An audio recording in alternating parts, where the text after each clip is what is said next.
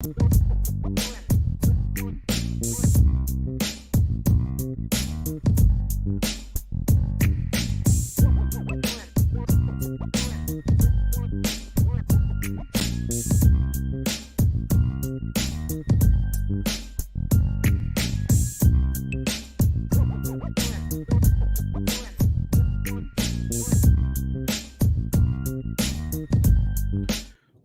up, everybody in IB Nation? Welcome to another edition of the Irish Breakdown Podcast. This is obviously it's a Tuesday, so it's not our normal recruiting hour day. But things have been bumped, things have been moved, and we cannot not have a recruiting hour. And so here we are. So that's Ryan Roberts. He's our director of recruiting. I'm sure he's got much more longer words involved in his title. That's it, man. That's it. That's all I need. That's all I need. You're good. Yep. All right. So director of recruiting, Ryan Roberts. I'm Vince Siderio. We're going to take you on the recruiting ride today. We're going to talk about the weekend that was in recruiting and then the weekend that is about to be. And then maybe we'll touch on a few other topics when it comes to recruiting. So first of all, I don't know this for sure, and so I'm going to ask, is this your first show back? This is my first show back. Yes, first show Welcome back, my friend. Welcome back. Welcome back. I did jump into a couple chats on a couple shows that you guys have been doing over the last couple weeks just to say hi, but yes, this is my first official show back. Thank you all so much. Nice. How's life with the added member of the family? Tiring, man. Tiring right now. Yeah. Lack of sleep from a newborn and a almost 2.5-year-old that's doing the potty training thing right now. So it's fun times in the Roberts household, man. Fun times. I bet it is. Just realize that sleep is not coming for another 18 to 20 years. So. Yeah. Right. So It's okay. It's all good, man. So all right. So let's jump in. Let's get to what the people want to hear about. Let's talk about some recruiting. I want to pull up my outline here. So big recruiting weekend in the rears. It is now Tuesday. You've had a chance to catch up with some of these guys. So we're just going to kind of go down the list if that works for you. And your thoughts on that kid, how it went, where it's going, all of those different things. So let's lead off with Carter Nelson. What are your thoughts on him? Yeah, it's been a busy couple weeks. I felt really bad, Vince, honestly, leaving because I'm like, Brian had to handle everything while I was gone. We had like several commitments and players announcing commitment dates, and it's been wild. But it was a very interesting and very positive weekend for the most part for Notre Dame on the recruiting side of things. Carter Nelson, I think, was probably the biggest buzz that I heard coming out of the week. Okay. I mean, so basically where it's been with Carter is that Notre Dame has kind of been going back and forth, jockeying between taking 2 tight ends in the class, sticking with one with Jack Larson, because they already have a really good tight end, obviously, in the class. And basically where it is at this point is that Carter Nelson, I think, is just too good to say no to, right? Like, that's where you are. This kid is a 7-foot high jumper. He's a state qualifier in like 4 different events in the track and fields area. And he's also a really good basketball player out of Ainsworth, Nebraska. So he's a player that Notre Dame has valued a lot, the upside, the athleticism that he has, and a player that Notre Dame has been a player for a while, really. I mean, Carter has really liked Notre Dame. It was assumed early on that it was going to be Nebraska, and kind of Notre Dame was probably the second in that pecking order of schools. Well, this visit for one, Vince, because this was the first visit Carter Nelson took since the Boston College game, which his first visit to campus was in that blizzard during Boston College. Oh, yeah, that was horrible. Him and his family were very happy that it was much better weather. We're able to enjoy everything. We're able to take tours, to meet with the coaches, have some great food. There was a lot of positive buzz coming out. And from the commit side of things, I was told that Carter fit right in with the commits on campus. Like, he really they felt like he was a part of the family already.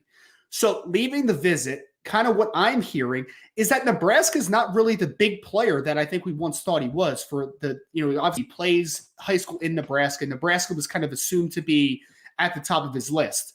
The 2 schools that I think are the leaders for Carter Nelson leaving this visit are Georgia and Notre Dame. Those are the 2. So Notre Dame is neck to neck here. Carter has 2 more visits set up. He has Penn State, and then he has Nebraska. Could things change over the next couple weeks and one of those schools gets into it? It's possible. But I think more than anything, the next couple weeks are going to be about Georgia, Notre Dame, make your final pitches, man.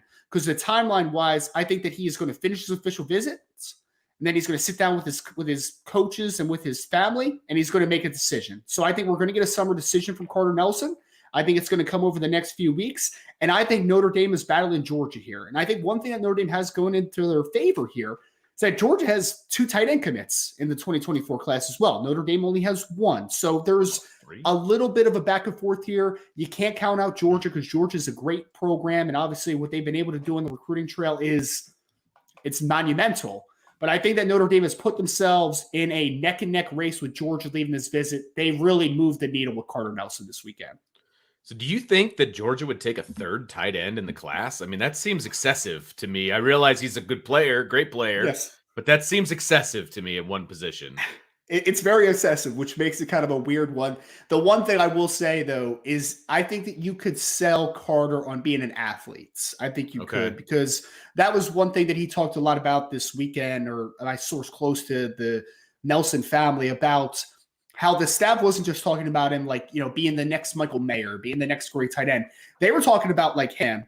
We can use you at boundary receiver. We can put you in the slot. We can use you as a tight end. We can put you in line. We can put you as a wing. He can do a little bit of everything and play all over the field. So think about Carter Nelson. I would say for people out there, I would think of him more as a pass catcher than I would just a tight end. Like he can do so many different things. So I think Georgia would make room for him if it came down to it. Like I think that Notre Dame will make room for him if he wants to come to Notre Dame as well. Gotcha. So good vibes surrounding Carter Nelson. And you're thinking about a potential summer commitment. So wherever he ends up deciding to go, I don't know where he's going to go, but you think it's going to be in the summer. So that's good. I like when these guys get things out of the way before their senior season, and they can just focus on playing. It makes sense. Yes, that's it. And I will say this too, Vince. Just one more nugget. Yeah, Carter's not really a big recruiting guy. Like he's not. He's one of those kids, and his family is very like this as well. They wanted to do their due diligence. They wanted to get all their data, and they wanted to take their visits, and they want to make a decision because Carter is very focused. He wants to get this thing over with, and I think he wants to enjoy his senior season. So for like some people are going to ask, like, is this a guy that teams are going to keep recruiting? I'm sure people keep calling him whenever he commits to a school, but I would say that Carter Nelson is one of those guys that I don't think is flippable after he commits, just because he's just going to shut everything down. I think. Like I just think that he's ready for this thing to be over with, in my opinion. Makes sense. I can understand how recruiting can be a lot, and especially when you're a top quality recruit like he is. So makes a lot of sense to me. So I guess we'll stay tuned for Carter Nelson. Another guy, let's just go right down the list. Bradley Shaw. Where are things with him? This one's a really interesting one. So he visited before I went on my little break or my leave or whatever you want to call it. He visited Notre Dame unofficially. Leave, baby. It's okay. Yes, maternity leave. Yes. So he visited Notre Dame unofficially a few weeks ago. Came back to campus officially, obviously with his family. I was told that everything went really well in this side of things with Bradley Shaw. He's a linebacker out of Hoover in the state of Alabama. So obviously right in the Alabama backyard of things. So it's very interesting because I think that Notre Dame has put themselves in a really good position if they want to take Bradley Shaw. It's just a question of Kingston Villiamoasa is still the top priority on the board, who's going to be visiting Notre Dame this weekend. So there's no foregone conclusion that they definitely are going to take Bradley. But I think that coming into this visit, Notre Dame was in a good spot. I think they're in an even better spot with him right now. And I think that this is kind of a 3-way race right now. If Notre Dame wants Bradley Shaw, of Georgia, Auburn, and Notre Dame. I don't think Alabama's in this one. I think that you have Auburn, Georgia, and Notre Dame as the 3 schools that are really standing out. I was told from the commit side of things, really nice dude, really good, really smart, really just easy to talk to.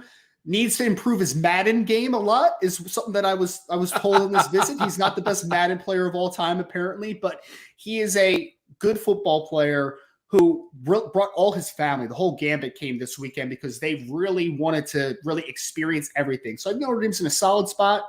Again, there's no questioning to me and just everything I've heard and everything that is out there.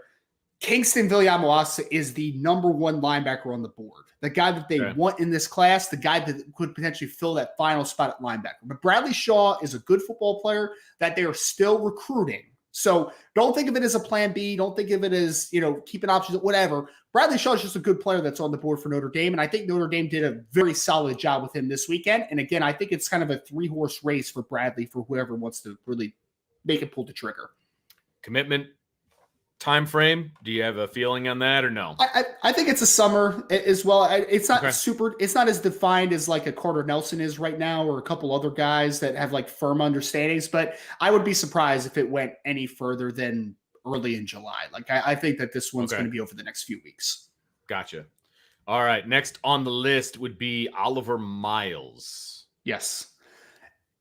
This one's a hard one to understand a little bit, honestly, Vince. So first, Oliver Miles out of the state of Texas, talented safety who also plays quarterback. He plays some running back. He punts for his team. He's one of the best punters in the state of Texas. And he's almost a 51-foot triple jumper in track and field, which is the top number in the state. Just won a state championship in the triple jump, which is only, I think, 9 feet off the world record, which is pretty wild to think about for a high school junior. Yeah, man, he's a legit high school triple jumper. I mean, he could compete in college. He was that good. He's very, very good. So Notre Dame loves him at safety. They really liked Oliver Miles. This is where we are with Oliver. I think Oliver likes Notre Dame a lot. I think that Oliver's meshed pretty well with the rest of the commits. I mean, basically, the whole thing with Oliver's a very soft-spoken kid. He doesn't say a ton. I was told that, he doesn't really talk unless talked to, right? Like he doesn't answer unless, ask the question type of thing. But I think he really likes Notre Dame. But it's one that's kind of like just one of those situations where I'm just not sure if there's a full buy-in to come up north to Notre Dame. I'm just not sure if there's a full buy-in. Like Texas Tech is a school that's high on his list. I think that for some kids like Braylon James, for instance, in 2023, they just wanted to leave Texas. Like, I want to get out of here, man. Like, I'm good. I don't need to be in Texas anymore. A lot of other kids are like, I want to stay closer to home. So I think there might be a slight pull on that side, but I think that he really does like Notre Dame. So I think Notre Dame's going to be in this one until the end. It's just, I'm not like certain that Oliver Miles is going to end up being in the class for Notre Dame, but they certainly didn't hurt themselves this weekend. This is more about what Oliver Miles is going to want moving forward. Okay. I've heard some different things about this next guy we're going to talk about, Elijah Rushing. Where are things with Elijah? Because it depends on who you talk to. Negative town, positive town. I mean, there's all and everything in between. What are you hearing? Well, me and Brian we touched base with a lot of sources on this one because there are some varying reports out there, which is kind of weird. Basically, what we're hearing is that the visit did not go great. It's just one of those situations where Elijah's if you've ever talked to Elijah, which I have a few times, very polite, well-mannered kid, very highly intelligent, says all the right things to the media, right? Like, oh, it was a great trip, yada, yada, yada, love the visit, all that great stuff. And I think he likes Notre Dame. But I think that there was just a weird vibe around this visit this weekend. I just don't see this one happening, to be very point blank about it. Like, I just don't see it happening. I was told that there was just kind of a weird aura around, like, just kind of being really quiet and really reserved and kind of cut off to other commits and recruits that were on campus. So I just think that he was doing his due diligence. He had been to Notre Dame once before. He had a good time on the first trip to Notre Dame. This one I just don't think was quite as successful. So I just wouldn't put my chips in the basket of Elijah Rushing it landing with Notre Dame. I just don't think that I don't think that it was a successful visit for him this weekend. So who are the other players involved with Elijah? And do you see him kind of leaning a different direction, obviously, at this point? I think that for me, Oregon is the big team for him. I think that is. Like, I leave the weekend. I expect that will probably be the destination if he makes a decision anytime soon. Now, does he leave it open a few more weeks and somebody could get in the fold type of conversation for an Elijah Rushing? It's possible. I mean, he's been out to the Florida schools a ton. He's obviously seen a lot of the West Coast schools, but I think Oregon is definitely the team to beat for Rushing. Okay. Now, there's one guy on the list who was on the list, and then he was off the list, and therefore probably off the board completely.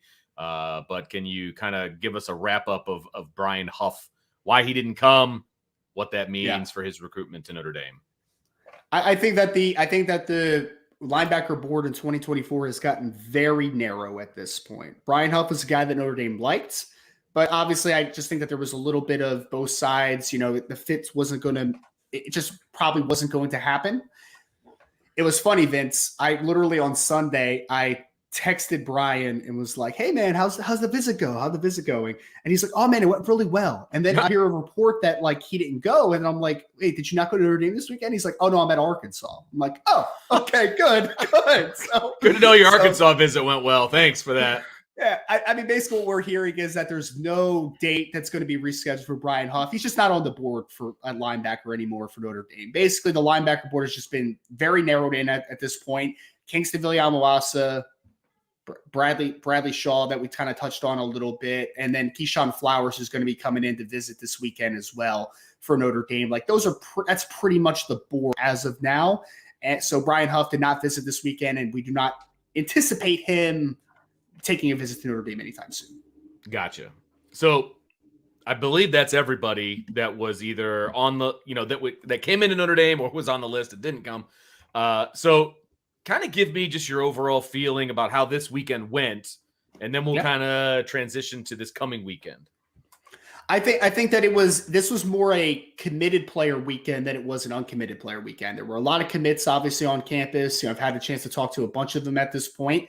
There was a very small number of uncommitted players, a small number of targets. The weekend before, Vince, much longer list of uncommitted players. The weekend coming up, much longer list of uncommitted players. So more important targets both this next weekend and the weekend before. This one, I think, was just more, you moved the needle for the majority of uncommitted players that were on campus. I think you moved the needle for Carter Nelson. I think you moved the needle for Bradley Shaw. I think you did a solid job. With Oliver Miles. I just think that everyone wants to hyper-focus on the one, and I get it. I totally get it. I mean, we're talking about a 5-star caliber edge rusher in Elijah Rushing. Really talented player. It wasn't a great visit for him, but 3 out of 4 had great visits. So I think that when we're talking about the impact of Notre Dame, I think Notre Dame put together a really good recruiting weekend. We're going to hyper-focus on the one that didn't go Notre Dame's way. But I think that Notre Dame, again, moved the needle with a few of their top targets on the board. So all of the commits that were on campus, you said that was a pretty long list. Yes. Anything changed for any of them? Or, I mean, everybody's still solid, everybody good, recruiting their butts off to get guys here. What are you hearing about those guys? Well, we'll hear a little bit from Carson Hobbs' perspective when we get to Carson's corner later. But I'll say this. This was the first time that a few of these commits were able to meet each other in person, which was really cool. I mean, like, the whole defensive secondary that is committed so far for Notre Dame was on campus for the first time together. So you had Kennedy Urlacher, Leonard Moore, Carson Hobbs. Cole Mullins got to visit. Teddy Rizak was there. Bodie Cahoon. This was a defensive-heavy commit weekend. So, I mean, they were all talking about, meeting Bodie for the first time, meeting Teddy. It was funny. I was talking to Carson Hobbs specifically about Teddy Rizak. He's like, he's a linebacker. He's like, I thought he was like a 6'4" safety. Like, he was just long as anything and fast. And I'm just like, yeah, man, like, that's kind of what they're viewing him as kind of moving forward. So I think that this one, I was told that there was, first and foremost, you're going to hear it. So I'm not going to give too much because you're going to hear it on the Carson Hobbs video as far as like some of the stuff they did for him this weekend. But they went bowling. They did the golf stuff. They played Madden until like 2 or 3 in the morning the first night. And Carson told me that was like one of the biggest.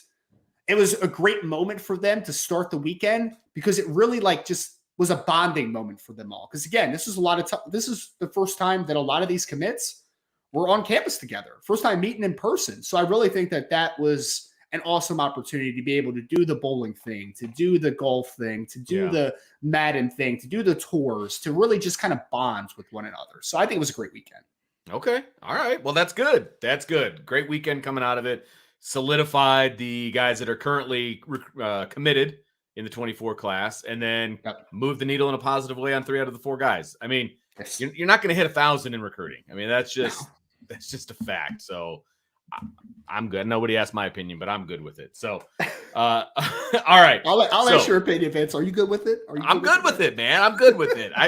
I trust you and Brian, so I'm good with it. Okay. Moving on to this coming weekend. More guys coming in. You mentioned it. It's going to be a longer list of uncommitted kids coming in this coming weekend. Give me your overall, and then, your overall thoughts on this weekend, why it's important, all of those things. And then we'll kind of jump into some specifics. You've already mentioned a couple of the kids, obviously, at the linebacker level that are going to be in. So we'll break those guys down. But your overall thoughts going into this weekend, where Notre Dame stands with some stuff. Well, it's unfortunately the list has gotten a little bit smaller as I'm kind of looking over it, Vince, because of course Jalen McClain, star safety out of New Jersey, just committed to Ohio State today. So it's actually getting a little bit smaller. But I think when you look at this list, it's very important. It's very important. There's still some linebacker clarity that needs to take place. There's still some safety clarity that needs to take place. And I think when you look at this, having guys like Kingston Viliamu-Asa coming on campus, Keyshawn Flowers coming out of campus out of the state of Maryland, having a guy like Malcolm Ziegler, first time that he will be up at Notre Dame out of the state of North Carolina at safety, having him come into campus. I think that two of the most important positions that are needed of clarity are going to be figured out a little bit this weekend. Can you move the needle with Malcolm Ziegler? Can you close on Kingston Viliamu-Asa? Those questions are up in the air, but I think Notre Dame has a chance to have a great visit with those guys. And I think that they have a chance to have some clarity after this weekend because there's still some question marks in both spots. Gotcha. So let's break these guys down, right? Let's break these guys down individually. The first one, the biggest guy left on the board, I would imagine, is Kingston Viliamu-Asa. Did I say that right? Yep. Linebacker. Correct. Thoughts on him, where Notre Dame stands, and obviously this weekend is a big one. He's another young man that he's not into the recruiting side of things. If you've ever talked to Kingston, and we've had him on the podcast before, I've had a chance to get to know him really well. He's a very soft-spoken, smart, articulate, driven young man. And he's very faith-oriented, very faith-based, and he loves Notre Dame. He does. I also think that he loves Ohio State. I think that he likes USC. Those are the three schools for him, Vince. Those are the three finalists. Notre Dame, Ohio State, USC. They get to Notre Dame-Ohio State battle going down to the end. Notre Dame, he'll visit Ohio State here very shortly as well over the next couple weeks. So I think that this is a opportunity for Notre Dame to close because this is a top 100 caliber player, in my opinion, linebacker out of St. John Bosco in the state of California, which is a spot that Notre Dame hasn't had much success in. They haven't.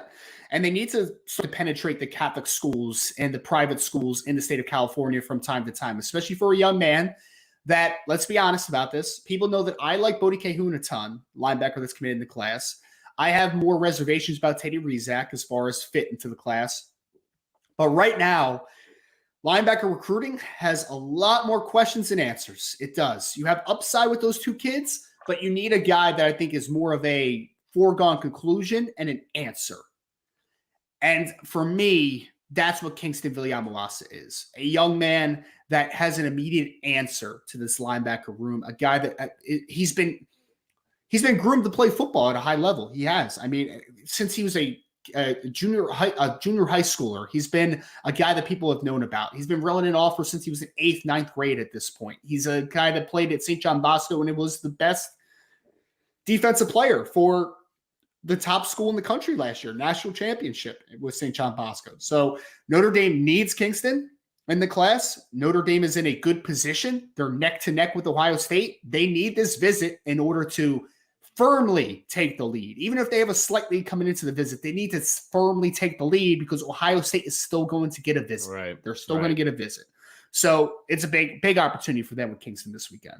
I'm always worried, and tell me if I'm crazy here. I'm always worried about when it's a neck and neck with anybody, right? The recruits neck and neck with a school, and they go to that school last. Like whatever school they go to last, and they get the final say. It always feels like you always want to have that final say. Is that paranoia on my part or what? It's not always. I mean, there have definitely been some situations where the last school gets the final pitch, and that's kind of where it is, right? But then there are other situations where a guy takes a visit because he promised he would take a visit, right? Like I remember Jay Nosbury last year was one. Michigan was high on Jay Nosbury's list. He had silently committed to Notre Dame, but he still wanted to take the visit because he had grown a good relationship with Michigan.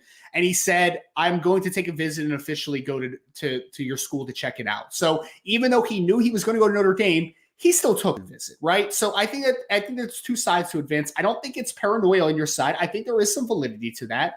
Last school gets the last pitch. Like it makes total sense, right? But I do think that Kingston, for me, and this is the big separator, and it matches a little bit with Jane Osbury last year. Kingston, for me, is not going to be an impulsive kid, right? If Ohio State was going to be the school for him, that's just how it was always going to end up. It's just always how it was going to end up. If it was Notre Dame, it's how it was always going to end up. He is a calculated kid. He is going to take every single data point. He is going to sit down with his coaches, his parents, and they are going to look over every single pro, every single con, and everything in between to make the best possible decision. So I don't think a great final visit to Ohio State is going to sway him just to Ohio State. Like, I don't think that's a breaking point. Okay. I just think that Notre Dame visit and Ohio State visit are opportunities to add another huge data point to the conversation for Kingston. So there is some validity to that. I just don't think that it really pertains to Kingston, if that makes sense. It makes perfect sense, and I'm happy to hear it. So that's good. Another guy that's going to be on campus this weekend, third linebacker still on the board, and you can, I guess, order them any way that you want. But Keyshawn Flowers is coming to campus. Where do you see him? He's so it's a tough question, honestly. It really is. I think that for me, it's Kingston, and then the next pecking order is between Keyshawn Flowers and Bradley Shaw. Like, I think that if you miss out on Kingston, I think Notre Dame would be open to taking one of those other kids. Okay. Keyshawn Flowers, I think, is very open to Notre Dame, and he has been when I've talked to him in the past. I just think that this is one where, is it going to get ramped up? Are they going to make a strong push if they don't get Kingston Viliamoasa? Is this going to be a fit that makes total sense? Because, like, Keyshawn Flowers is a really good player. I mean, he's getting courted by some SEC powers. He's getting courted by some of the Northeast powers, the Carolina schools, Maryland. Like, he's getting courted by a lot of really good programs. So this is just more a situation where I think that I think you're in a position where you need to make sure that if you don't get Kingston, you got to get another good linebacker in this class. I think that's where Keyshawn Flowers fits in here. I think Notre Dame has a chance to potentially move the needle here for him, because I think that there's interest, but to what degree, to what level, and what's it going to look like moving forward? That's the question with Keyshawn Flowers right now. Fair enough. So is this going to be a good, like a temperature taking moment, I think, for the staff, and kind of figuring out where he's at, what his interest level is really in Notre Dame, et cetera, for this weekend? Yeah, I would call it that. I mean, because I actually really like Keyshawn Flowers' film. I think he's a really good football player. I like him and Bradley Shaw a decent amount both, but Keyshawn for me is, again, like, I think Brandon Plesner just put it in the chat and he's 100% correct. Like, Miami's a big school for Keyshawn. There's some other ones, but I think that there is still a lack of separation between some of the top schools on his list. So Notre Dame, it's about getting firmly into the game potentially and seeing just how the visit goes. I mean, it's not going to be the end all be all if it goes great or it goes poorly, but you would rather it go poorly just in case the linebacker board does not fill out the way you're hoping at this point. Gotcha. Another position of need. We've talked about this one, obviously, as well. At safety, Malcolm Ziegler is going to be on campus. Can Notre Dame make a move this weekend, Ryan? Can they? Yes, they can. This is the second most important visit this weekend besides Kingston, in my opinion, Malcolm Ziegler, because he is a young man out of the state of North Carolina, still relatively new to the board. He's only been on for several weeks out of the state of North Carolina. He is a true free safety type in this class, a young man that is 6'2", 185 pounds, reported to run in the 4.3s, 4.38. He's a really good track athlete. I think he's like a 10.6 100-meter runner. Talented cover player on the back end. And a young man that, honestly, I would take in the class, and I believe Notre Dame would also take in this class. So they are going to push for him. This one is about, can you do enough to really make a push for Malcolm Ziegler? Because there's still some talented safeties on the board. I talked about Oliver Miles early on.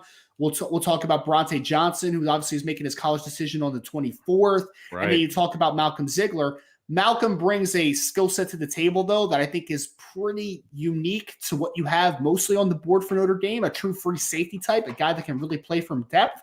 So I think this one is about, they've been out to North Carolina to see him a couple times with the coaching staff.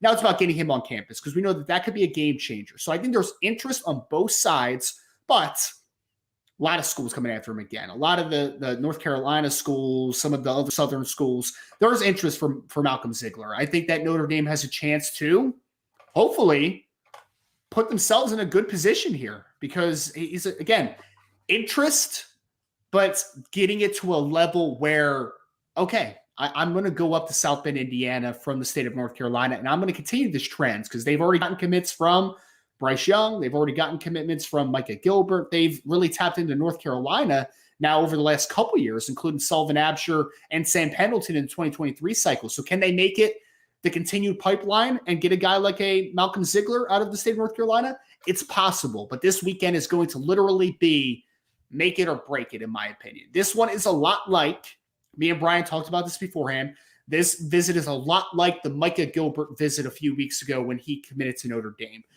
Like Notre Dame, but is it going to be the pick? I'm not sure, right? And going into that visit, you knew Micah Gilbert had interest in Notre Dame, but you didn't know if it was to that level. Leaving the visit, completely different story. I think Notre Dame has a chance to do that with Malcolm, but they have to really, it's my first time saying this today, so no one can clown me in the chat. They need to hit this one out of the park. Ooh, they give you a hard time for that? That's a great analogy. They do, man. Apparently I say it a bunch, but so yeah, they do. It's because it's a good one. All right. Sorry. All right. So that's this week. Any other guys this weekend that we need to be keeping an eye on, or anybody else you're keeping your eye on in this weekend's visits? Not as much as far as the uncommitted guys we hit on it. I mean, unfortunately, Jalen McClain's going to Ohio State now, so that one's obviously probably not going to happen more than likely. I would be shocked if Jalen. Yeah. I would have been shocked, honestly, if Jalen McClain would have made the visit in general, but especially now that he's committed to Ohio State, that's not going to happen. The one cool thing that I think Notre Dame's done is that Micah Gilbert is going to be on campus this weekend, and he's out of North Carolina. I think that that's a good idea. Getting the North Carolina connection on campus with Malcolm Ziegler on campus as well. So no uncommitted guys to talk about other than that, Vince, but I really do think getting that North Carolina connection is a good little touch from the Notre Dame recruiting staff, if I do say so. Nice. Now, is there a list of committed guys that are going to be on campus next week as well to help kind of reel these guys in?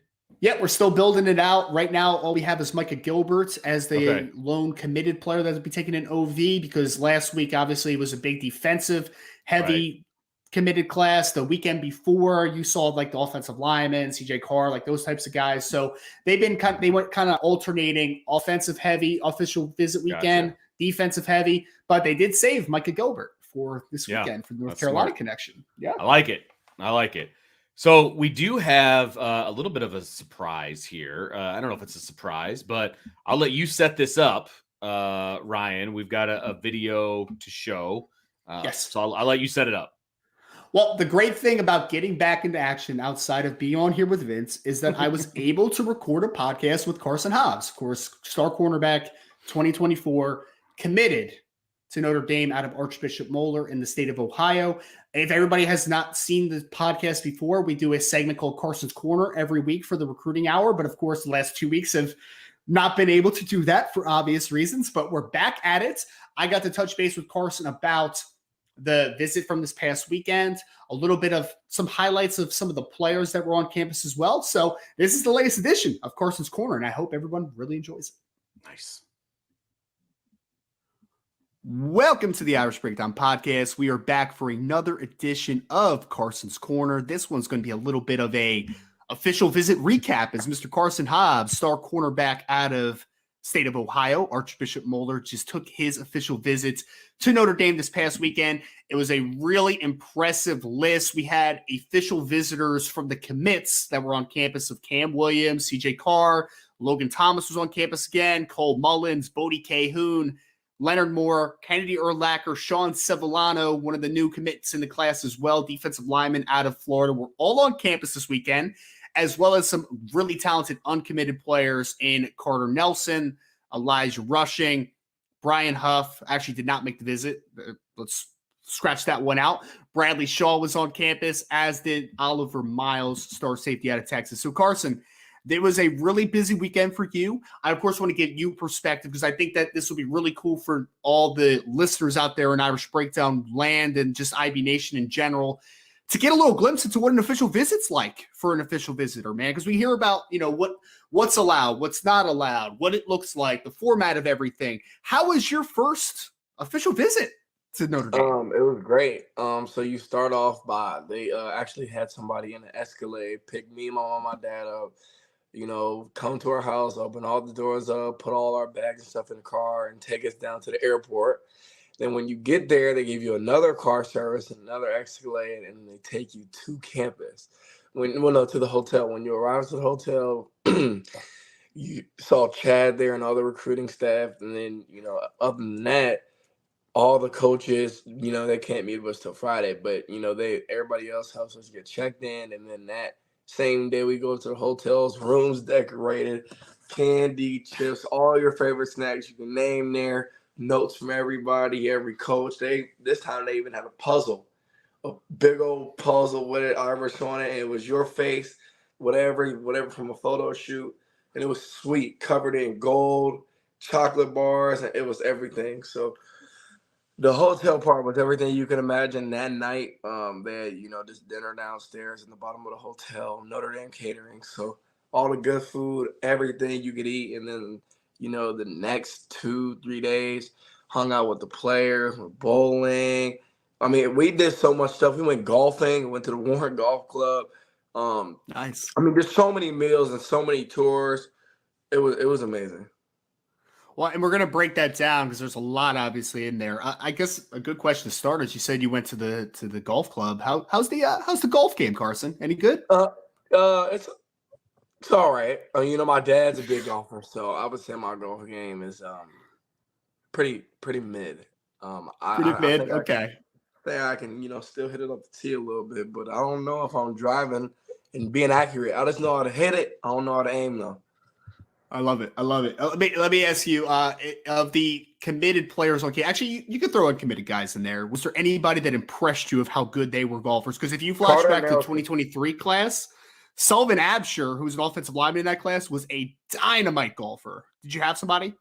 Carter Nelson. Oh, is he good? He came up like this, shot it out. Like he can golf for real. Why am I not surprised that Carter Nelson, that pretty much is good at everything he does, is also good at golf? I don't know. He was really good at golf for some reason. Man, what's funny, Carson? I know we were texting about this over the weekend, but you guys had some crazy track and field dudes on campus this weekend as well, including yourself. I mean, the 4x1 and 4x2 stuff that you're doing, but you had Oliver Miles, who's a near 51-foot triple jumper. That's you had wild. Carter Nelson, who's a 7-foot high jumper as a 6'5", 210-pound tight end, man. It's wild how much athletes you guys are getting in this class. It really is. The 7-foot high jump to me was just blew my mind. So did the almost 51 high jump. I mean, triple jump it was from Oliver Miles. Yeah. That was crazy. Yeah, and that's not even counting Cam Williams, who just what do you have, like a 44-inch long jump or 24-inch long jump? I mean 24 feet. I said 24 inches, 24 feet long jump, which is wild. Man, you guys, I'll tell you what, man. Last year's class, a lot of speed in 2023, a lot of impressive dual sport athletes. You guys might have even more all-around track and field athletes though in 2024, like variations too, which is like because Carter's also a pretty dang good discus thrower too. I think he made states qualify for the discus as well. So he did. Yeah, man. It was like I think he threw like 160 something feet in the discus too. Is that good? Wild. Yeah. It's good. So some context. I threw discus. I was considered a really good discus thrower. I threw like high 140s, 150. This kid's blows me out of the water. So yeah, it's very good. It's very good. Oh wow, he does everything. It really does. Well, all right. So let me ask you. I know it's got to be cool, and I would just love a little bit of your insight. The Escalade side of the things, and just kind of getting picked up and being treated like royalty a little bit. What was that experience like? Just kind of, I guess, the appreciation factor of like Notre Dame really going the extra mile in that sense. Oh, like I said, I'm blessed and grateful. I mean, when they say they want to make you feel like home and like a king, they did all those, and just to ride was so comfortable. I mean, dude asked us if we wanted to stop anywhere. Everything's on him. Like it was just great. And it was just to the airport. We lived 35 minutes. All that. Made sure my mom was all good. If she wanted a Dunkin' coffee, they went royalty. Did both the parents go? Mom and dad both went? Mom and dad both went. How they enjoy the experience from their They perspective? loved it. My dad was up with Freeman plants. Ooh. I don't know if I can say it over here, but they were up playing a lot of games. Everybody was playing cards. All the parents at the social had a great time, so they were up late doing their thing. Love it, man. I love it. That's why I love this staff. They've really, I think, the cool thing about Marcus Freeman, and I would love to hear your context, Carson, or if you agree, disagree. But the cool thing about him is that he is young enough where he can relate to you guys really well, but he can also relate to the parents really well too. 100%. You know, you kind of get the best of both worlds. Yeah, he's the perfect coach age. Because he's not an old head to the point where he's like, well, we got to be all blah, blah, blah. Like, he can relate to the players. You ask Coach Freeman a question, he can give you an answer to anything. Yeah. So I asked you about your golf game. How's the bowling game? We were good. I think I hit 1-on-1, either 1-on-1 or 97. Coach Miggins is a crazy bowler. I didn't know that. Is he? He was a baller. He was really good. What's he in, like the 200s or something like that? Almost, because he had a little curve to it. And every shot he threw, and then it was spin towards the end, strike. He was rolling. Well, you said Coach Mickens was a bowler in basketball too, man. So he's got basketball. He obviously had football. He's got bowling now, apparently. Coach Mickens got it all, it sounds like, man. He was an athlete. He was an athlete. He still is. Yeah. I had a best friend growing up that was on the bowling team and everything. He had like 6 300s or something like that. And I was like, I was on your level, I was like 100 something. Like I was fine, but it wasn't like, you know what I mean? Like I was just messing around type of thing. Right. So. I was joking too, but he was really good. Yeah. He brought his own ball and everything. Did he? Oh, he had his own ball and everything. That's super funny. Was there any other commits or uncommitted players there that also had some game, or were they mostly on the same wavelength? My boy Kennedy was pretty good. He was strike for strike. He got about 170 one game. Wow, nice. That's awesome, man. I love Kennedy because he's one of those guys that like doesn't brag about him being good at things, So he's probably just like nonchalantly like strike. Yeah, it wasn't bad. Wasn't bad. Right, 100%. It's funny.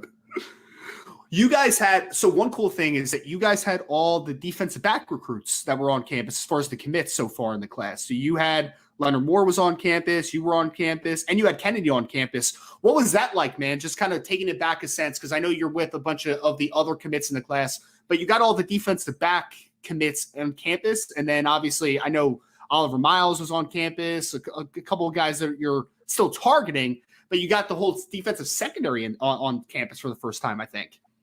I think we grew a great bond. I really do. I mean, we just built a very strong, close relationship, and I think that's, as a defensive unit, what you want. You want everybody on the team to feel like they're at home, feel like family, and we all do. We're still texting about how much fun we had this weekend, probably right before I got on here. So I had a great time with Lenny and Kenny. It was all the fun you can imagine. And BMO and Jade and Mickey were our host. Well, my host. BMO. Yeah, so they made sure I had a great time. So it was just great being able to see kind of how they live sometimes and be able to interact with them in a way other than football, just bond.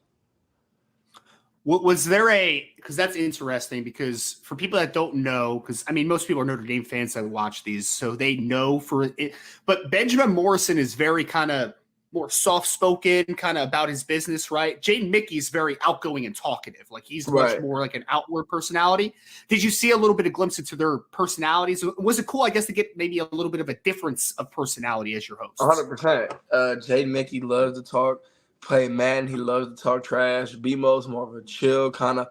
He's more of a, quieter. I wouldn't say quieter. Like he talks, he does everything. He's just chill. Like he doesn't overdo. Like I like to overstep because I'm just an extrovert. Like Jay Mickey's like, he's like me a little bit because he loves to talk game, loves to talk trash. I like doing that too. Like I enjoy it. So being around both of them, seeing like what they're about to be like when I get to college it was just good to kind of know. Like I just wanted to know the people I'm about to be around, and they're great guys. So I wouldn't want to be around anybody else. I like the mix of personalities as a host too, because like you said, Jaden's much more your personality, but I also think that Benjamin's more of the Leonard Moore, Kennedy Urlacher personality, a little bit more quiet, but like, good kids, you know what I mean? 100%. Like, that's yes. Yeah. So I heard, we were texting about this. I heard about there was some sounds like there's some good Madden game being played over the weekend. Can we get a little bit of insight into how that partake this past I think that was the first day. That kind of brought everybody together. We was all on the sticks. Teddy, Rozak, he was on the sticks. We all was playing up to like 2, 3. We was up late playing Madden, but it was like one of them things where it was just talking and you don't understand it till you leave. Like, dang, like that really brought us that much closer. Like it really did. How we all kind of got to know each other. Bradley Shaw beat him down, but we ain't gonna get into all that. But he was really cool too. I don't know. I think he's from Alabama, right? Yes, correct. So he's a cool guy, and just being able to have everybody out there that's playing. Bodie Cahoon, didn't know nothing about him. Met him this weekend. We friends now. Like it's great. It's great. Well, and I still need to set up that little race between you and Bodie, man, because I'm telling you, man, Bodie can run. I want to see that race, Carson. I want to see that. I gotta see it. I gotta see it. And, oh man, the defensive class this year, I'm telling you, man, is when you look at some of the 40 times that you guys have run. I mean, Bodie has a verified 4.54. Teddy Rizak has a verified like 4.55, and those are linebackers in this class. Like, think about that for a second, man. That's Teddy, wild. how did I know he was a linebacker? Yeah. Well, he's so I think Notre Dame's plan is rover to begin, right? So that's kind of that safety linebacker hybrid, and then eventually maybe moving inside the linebacker is kind of like where they're forecasting him a little bit. Wow, he's lanky, tall. Yeah, he's tall, right? Tall and long, which is all you guys are tall and long, though. Really, that's why I thought he was a safety automatically first time I met him. Yeah, his body type is definitely more safety than linebacker, but they think. I know he met with Coach Bayless a few weeks ago, and Coach Bayless thinks that he can get up to like 230-something pounds, and then that he would be a linebacker, obviously, in that instance. So we'll see what happens, obviously. Wow. But yeah, man. So real quick before we move on to a little bit of a different topic here, before we get out of here, let me ask you this, Carson. I know you said we don't want to get into your beatdown of Bradley Shaw this past weekend, but if I had to ask you, who was the best Madden player? Me. Yeah? Me. Without a doubt. Me. Nobody could beat me. No hesitation? I beat Mickey. I beat Jay Mickey too. I mean, I was just destroying everybody. It wasn't even close. Were you randomly picking teams? Actually, Teddy, I'll give him credit. He had a close game. That was it. Nobody else came close to beating me. Are you one of those guys that just plays with one single team, or were you just randomly selecting teams? I mean, I try to go with the Bills, but I mean, if I'm on their PlayStation, if I'm playing PS5, I'm gonna go with the Bills. If I'm on Xbox, I can play with whoever. I mean, I really do. I just need a little bit of a mobile quarterback, just 80 speed. 80 speed will get me through the day. It's funny, man. I kind of feel like I want to play you in Madden because I think I might wipe the floor with you. That's just kind of my opinion. I don't know, though. I don't know. Well, might have to set that up sometime. I don't think so. When I put them adjustments, so you set my curl flats, my hooks, a lot of people can't beat it. All right, man. All right. Well, hey, Carson Hobbs' Madden game apparently is a thing of legend, so we'll have to see about that in the future. 100%. Carson, let me ask you, kind of getting back to like the full scope of this weekend. Obviously, you had a great time. You talked about a lot of the favorite highlights. Talked about your parents having a great time with Coach Freeman and the other coaches, and it sounds like all around it was a great experience. How do you feel like your role was this weekend as far as a recruiter? Because before I let you go, I'll say like this, like we have, I think 19 commits in the class now for Notre Dame, right? So like it is filling up incredibly quickly. A couple other guys on campus, top targets. We already mentioned Carter Nelson. We already mentioned Oliver Miles, guys that Notre Dame obviously wants in the class. What was your role this weekend as a recruiter to try to pitch to those guys? Just my job was to explain, why not us? Really, why not? Because what could another school offer you that we can't? Statistically and through football and academics, what? I don't see.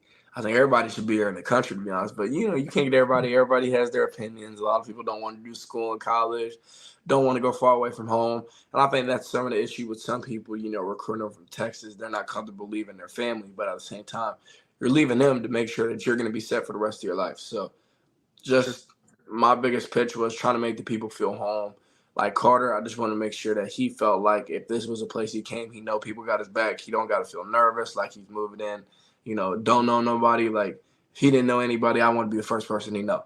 And then from there on, introduce some more people. But he knows everybody. He was cool with everybody. So I think the bonding time, being able to go out with the players and hang out all together really brought everybody closer. So I feel like we got a good shot at getting them. Yeah, and Carter's a good one. You already mentioned him. It sounds like he has a pretty outgoing personality, kind of from our conversations. Oh, for really sure. easy. For sure. Yeah. So he got along with the group pretty well as far as just like, great. being comfortable. He acted like he was one of us, like committed. Nice. He should be. Well, hey, man. If anybody listens to this podcast, Carson, the minute that Notre Dame offered him months and months and months ago at this point, Carter Nelson, I was like, they need to get that guy. That guy is talented, man. Like, they need to get that guy. So I'm here for it. Let me ask you about two other uncommitted players that were on campus and just kind of your vibes from them as far as who they are as young men and people. Right. So you mentioned Bradley Shaw as far as like playing that and stuff, but what was just kind of your opinion of him as just kind of meshing with the group? Humble, cool. He brought a lot of his family, so I wouldn't say he was with us too much, but with the times he could be, it was cool. He was just doing his thing, kicking it, and I think he was doing more of it observing than kind of doing. Like, he just wanted to see everything and check it all out. And then with Oliver, I think Oliver was with us a lot. He was just, I would be like more of a little quieter than BMO. Like, he's quiet, don't really spoke unless spoken to, but he's really like a nice kid. He's cool. He do everything. He don't do nothing wrong. Just quieter, and there's nothing wrong with it. I always say, look, be you. So as long as he let that visit, had a good experience, and still thinking about coming here, that's all that matters. Absolutely. And again, that's three of the main targets that were on campus for Notre Dame. A lot of committed players on campus, but you mentioned it, Carson. Carter Nelson, who's a dynamic tight end. I think he would fit really well with Jack Larson, obviously, in the 2024 class at tight end. That would be a dynamic duo. Oliver Miles, safety out of Texas, a kid that Notre Dame has absolutely made a priority to try to fit in with Kenny Durlacher and the rest of the secondary. And then you mentioned Bradley Shaw, who not enough people talk about, but has just consistently been moving closer and closer to the Notre Dame program. So that's going to do it for Carson's Corner this week, man. Carson, before I let you go, man, I know that we usually do a random topic. So if there's anything that you want to get off your chest now before I ask you to plug your socials and everything, we haven't done this in a couple weeks, man. So it's been good to talk for a little bit here. Right. So you want me to get my socials out? Yeah, man, give your socials, anything you want to leave Notre Dame fans with. I just feel like we haven't done this in a couple weeks. I just want to leave the floor for Make sure y'all go show Carter Nelson, Oliver Miles, and Bradley Shaw some love. Go flood their Twitters. Tell them go Irish, how much we want them and need them. And if you guys want to go give me a follow, Twitter, same Carson Hobbs, Instagram, Carson Hobbs 1, and get ready for the new post coming soon from the official visit. Love it, love it, love it. Carson Hobbs here on Carson's Corner. Ryan Roberts, IrishBreakdown.com. Thank you all again for joining this adaptation of Carson's Corner. Okay. That was what's happening? There we are. We're back. Okay. That was my first edition of Carson's Corner, and that was awesome. Like, I really enjoyed that kid. He is a very personable, fun listen. That's for sure, Ryan. I really enjoyed that. I'm going to go out on a limb here, but I'm going to say that you enjoyed it as well. Yeah, man. He's a great kid. He really is. I think this was our 5th podcast segment together. I mean, he's just really well spoken. I mean, originally, Vince, I wanted to get him on because he's got that magnetic personality. Yeah, he does. Right? But he just gives a really good perspective. I really wanted to bring this episode this week because I feel like we hear about official visits all the time, and people always ask, what's allowed, what's not allowed, what's it look like? And I think that he just gave some really good context to what an official visit actually looks like, from the actual recruit's perspective. So I think it was a great adaptation. I hope everyone really liked it. Do kickers ever get recruiting visits, official recruiting visits? Is that a thing? It's not a question to ask for me, man. I don't deal with the kickers. Had to ask. All right. Yes. So that kind of caps off a pretty darn good weekend for Notre Dame in the recruiting world. Obviously, we've got recruiting coming up this week. There we go. Thank you very much, Brian, from the way back. Brian, hey, man. I appreciate that. But Notre Dame just takes grad transfers right now. I know, seriously. It's like, come on, man, you're killing me. I guess they have officials too, technically, but yeah, sure. That's great. So that caps up the recruiting weekend and everything. I do want to talk to you though about. I mean, you've been gone for a little bit. You've been on paternity leave for good reason. You haven't been around. Yes. Notre Dame's gotten 4 commitments since you've been gone, and you picked a good time to be gone. Brian's been working really hard, obviously, with you being down and out. So I want to get your opinion on the 4 guys that have committed. We've got running back Kedron Young. We've got offensive lineman Styles Prescott. We've got defensive end Logan Thomas and defensive tackle Sean Sevillano. So I know you've talked about these 4 guys leading up to their commitment, but now that they're committed and in the class, let's talk about them. So let's start with Kedron Young. Your thoughts about him, his fit in the class. I mean, I love it. I really do, Vince. This is one where we talked about Anthony Carey was another running back that was obviously on the board for a while for Notre Dame, another player that they liked, but I really love the prospects of getting Kedron Young to go with Aeneas Williams in this class. He's the fit between the two is really good. Yeah. Yes. The fit is just so different. I mean, Aeneas Williams is much more all-purpose back, can catch the football, a little bit more of a space player. Kedron Young is your 210 plus pound, 220 pounds bell cow. He's a physical runner. He's got good straight line speed, underrated foot quickness for a bigger back. I think he fits really well with what you have with Aeneas Williams, and I think that it's just a great pairing. And also, this doesn't hurt. He's a highly recruited kid out of the state of Texas. And I continue to talk about the importance of Notre Dame having their blueprint in Texas for the second straight cycle now under Marcus Freeman. They have impacted Texas in a big way so far. So I love the Kedron Young pickup. I thought it was a tremendous, tremendous pairing with Aeneas Williams. They also picked up a commitment from offensive tackle Styles Prescott. Your thoughts on him? Obviously, I think he's more of he's got a high ceiling. I think he's got an incredibly high ceiling. He's an in-state guy. What are your thoughts on Styles? Yeah, I mean, he's an upside play. He's 6'6", 270 pounds, but he definitely has room to grow into his frame. He's got good length for the position. He's got good foot quickness. I like him. But I really think that this is a situation I would like him a lot more, and this is no disrespect to Styles. I would like him a lot better if Gerby Lambert was in the class, though. If Notre Dame's able to land Gerby Lambert, I'm like, okay, Styles Prescott's your second offensive tackle in this group, a guy that has developmental upside, a guy that I think long-term is going to be a lot better than the short-term. So I like Styles. He's also an Indiana kid. So obviously keeping a kid from, the state Fishers, Indiana, in the state of Indiana. I like Styles, but it's more about finishing the offensive tackle group. Because if Notre Dame's able to land Gerby Lambert and you look at it and say, Gerby Lambert, Styles Prescott, Peter Jones, and Anthony Knapp, that's a good offensive line group then at that point. It's just about finishing now is a big thing. Absolutely. No, I completely agree. And he's really the only one left on the board for offensive line. I mean, I agree with you. They need another tackle. They'd probably be okay with 3, and they've got room for him and him alone at this point. And it's guns blazing for him. And if they can get him in the class, I think that really rounds out a nice 4-man class, considering they've gotten 5 in the last 3 classes combined. 5. You can go 3 or 4 and still be okay. A lot of talented offensive line room moving forward.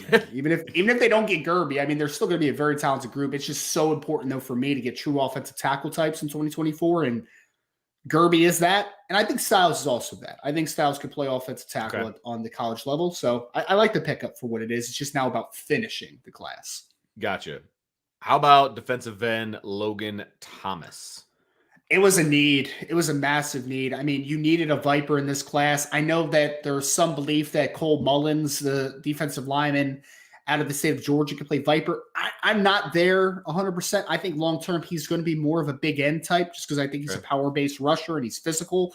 I think Logan Thomas, there's no question what he's going to play. He's going to be a Viper at the next level. So he's got 6'4", long arms, explosive.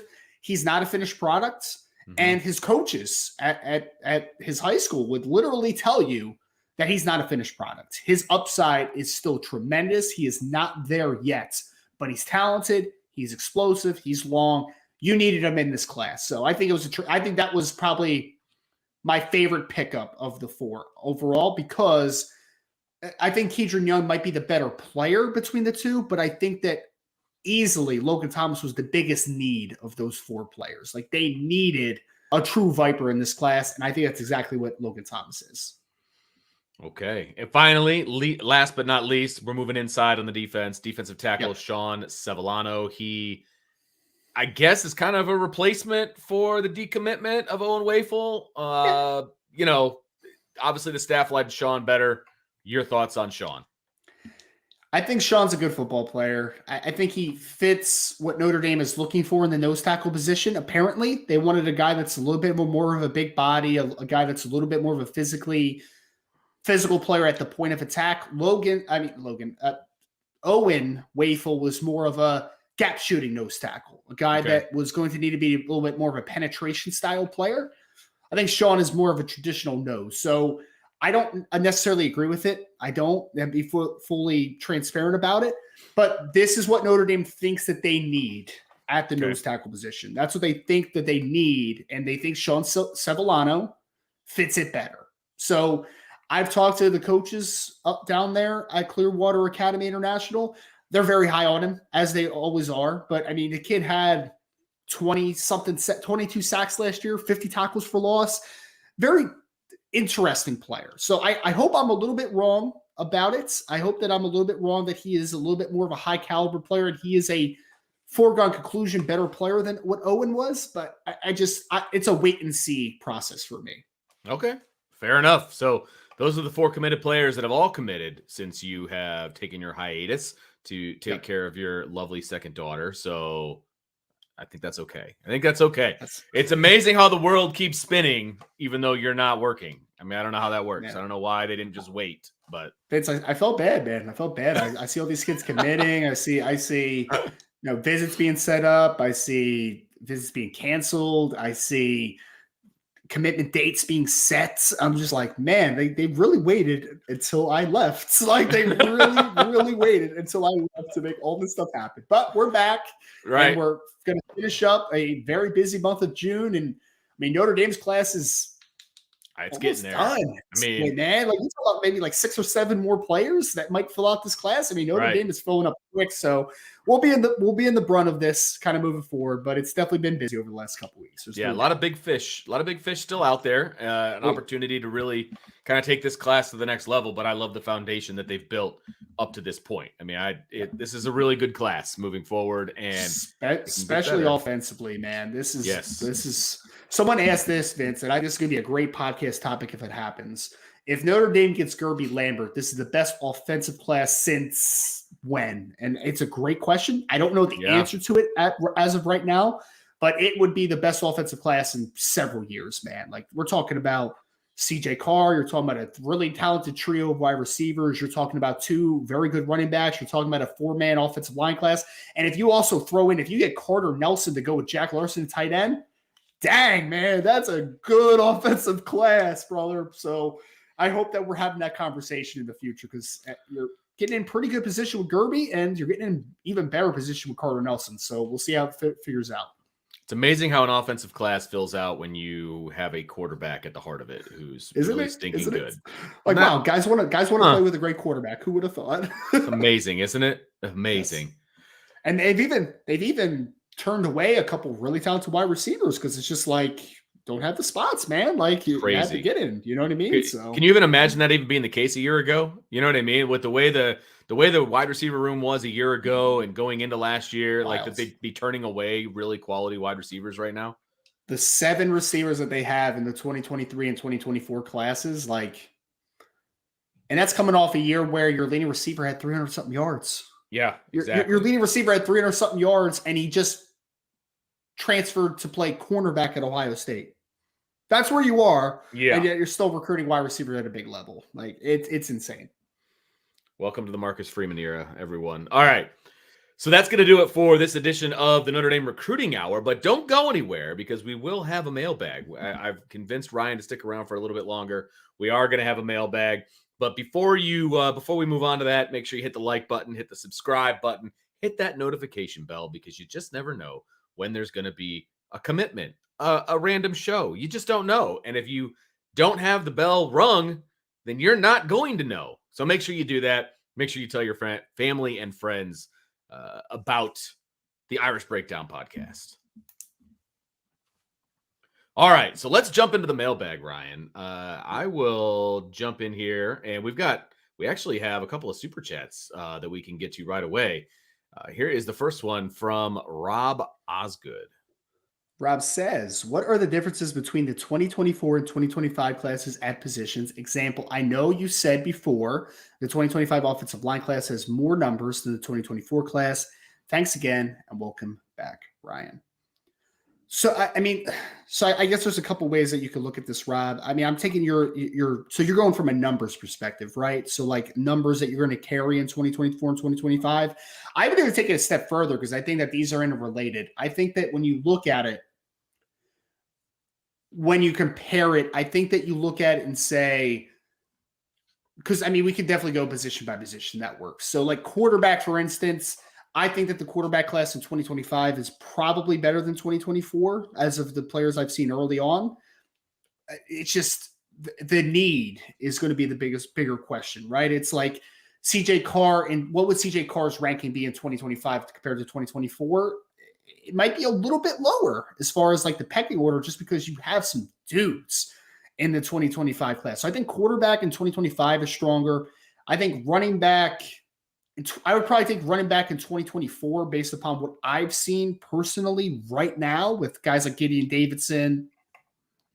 Wide receivers, it's a toss-up, man. Like 2025 probably, but like 24 is pretty dang good at wide receiver. Tight end, I think 2025 probably has it beat, but it's a close conversation. Offensive line 2025 by a landslide. Vince, like there's a few guys in 2025.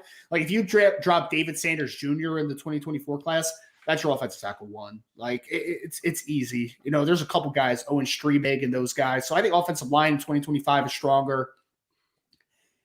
Edge, I think, is a little bit of a toss-up. I don't have a definitive answer for that one, Bob. Let me watch a few more guys. I think it's actually pretty close. Interior defensive line, I think it's a toss-up as well. I think just the interior.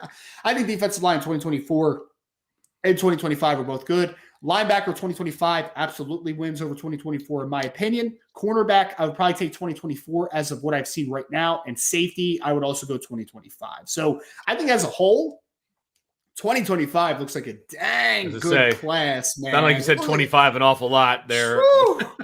It's like some guys are talking about like expanding the offensive line board. I'm just like, hey, man, if you can get Gerby and just call it a day and get guys like Owen Strebig and try to go after David Sanders and Avery Gatch and guys like that in 2025, I'm like, that's probably the way to go, right? Like that's probably the way to go. So yeah, man, 2025 looks like a great class. Nice. There we Next go. question, Jordan. Yep, Jordan Schreiber says, is Malcolm Ziegler's scheduled for an official visit to Notre Dame? If yes, when? What number do you give of this top flight safety landing with Notre Dame? Jordan, it's a tough question to answer for the second part. First question is he's going to be visiting this weekend officially. So he will be on campus for 3 days. So I think Notre Dame has a chance to move the needle.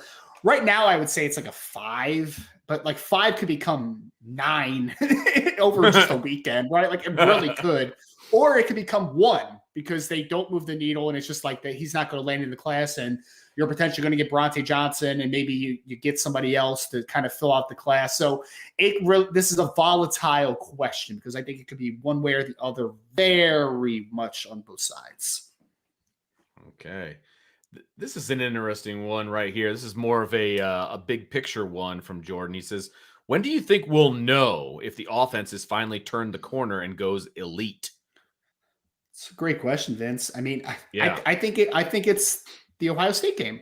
I think, I think you get a glimpse of like North Carolina State because I think NC State has a good defense coming back. They have a couple they have Aiden White and Shaheen Battle at corner coming back. They have Peyton Wilson at linebacker coming back. They have some guys on that defense that get you excited. But I think for me, it's about the production in the biggest games. So I think it's Ohio State, man. Like you show that you can score against the big dogs. I mean, I don't know. Do you agree with that? Like, I think it's the big dogs though that show me growth. Well, especially compared to what they did against Ohio State last year. I mean, we have empirical evidence right in front of us from less than a year ago of what the offense did against an elite team, which was nothing.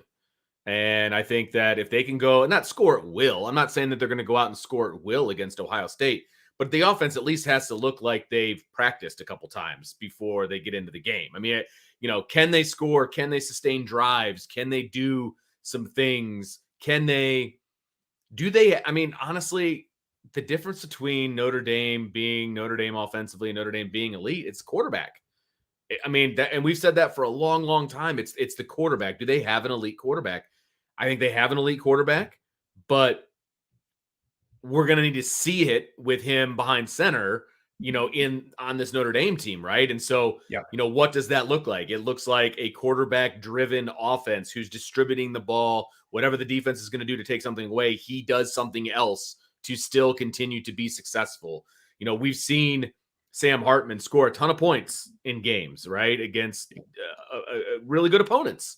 And he had to get himself into scoring battles. I don't think that's necessarily going to be the case with Notre Dame's defense, but can they go up and down the field when they want to and score the football? That's going to be the question. And I think Ohio State, like you said, what is that, week 4 or 5, I believe, week going 5. Into it? Yeah. That's going to be, NC State on the road. Okay, I get that. Ohio State's the first big test. I mean, if they look like a semblance of a good offense at that point, I think we can finally turn the page and say, okay, this offense has what it takes. The great thing about this chat, though, Vince, is if they come just firing all cylinders against Navy, everyone's going to jump the gun on it, But to Jordan's question about when we'll know, all caps, actually know, it's Ohio State, in my opinion. Sure. You'll get glimpses against North Carolina State because they're a quality defense, but if they come out and they go guns blazing against Ohio State, that's okay. Because Ohio State should be a lot better defensively this year. They should take a big step in year 2 under Jim Knowles, and they have a lot of guys returning. So I think if Notre Dame's able to put together a great offensive showing against Ohio State, that's a sign of this might be different. This might be different this year, but that's to be determined, obviously. Right, absolutely. We got a 2-parter here from Rob. Rob says, I know it's been said, but the biggest thing Notre Dame can do to increase its recruiting is win the big games. Beat Ohio State, USC, etc., and watch recruiting take off. Marcus Freeman plus huge wins equals sky high. Part 2 of previous. This staff has gone above and beyond with recruiting. Their hard work has paid off. I am excited for the future, but huge wins against huge teams will keep the momentum going. I mean, it's not really a question. Yes. It's more of a statement. It's a great statement, though. It's a great statement, and I think it's absolutely accurate.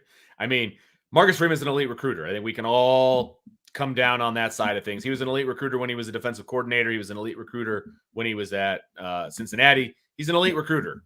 He knows how to talk to kids. He knows how to get them excited. He knows how to get them on board. But you got to win. I mean, there's a lot of excuses made for last year. Well, this happened and this happened. And look, those excuses are legit to a degree. You can't repeat 9-4 with the losses that you had last year. That will absolutely kill any kind of recruiting momentum. I'm not saying you can't still recruit at a high level, but winning the big games, and that's the key. Winning the big games is really going to take the recruiting even to another level. Because now you've got that to lean on as well. It's not all just promises and this is what we can do. This is what we're doing. And then you can be a part of it. Come on, you arm Marcus Freeman with that kind of an argument. There's not a whole lot of recruiting battles he's going to lose. Well, I think that's the biggest thing, Vince, is that I'm a big check the boxes guy. I'm big at that, right? And it's the more boxes you check from the pitch from Marcus Freeman, the easier recruiting is going to get. I mean, if teams can't look at you and be like, hey, that's awesome, but they can't beat Ohio State, but they can't win the big game. They can't win playoff games. If you answer that question and you show that you can do that, then the only thing that you're looking against is it's cold in South Bend, Indiana. That's all you're looking at, right? So the more boxes you check, especially with global warming, I mean, eventually it's going to be hot everywhere, right? So that's right. I mean, eventually there's going to be nothing against Notre Dame. So yes, global warming, win some games, and recruiting improves even more. By the way, that global warming thing was a joke. Please don't start talking about it in the chat. It was a joke. All right. We're already talking about Peyton Bowen and his girlfriend in the chat. Oh my so God, like, it's I don't gotten want out any of global control. warming stuff happening in here. Oh. All right, let's move on to something else. We kind of talked about this when we were talking about these guys individually, but just as a recap, in case people are just kind of tuning in, Jordan wants to know, has Gerby and Carter given a timeline for their commitment? So Carter's more defined right now, Jordan. So as of right now, Carter has 2 more official visits, Penn State and Nebraska, and then he is going to sit down and make his decision. That's kind of where we are. So I expect the summer decision.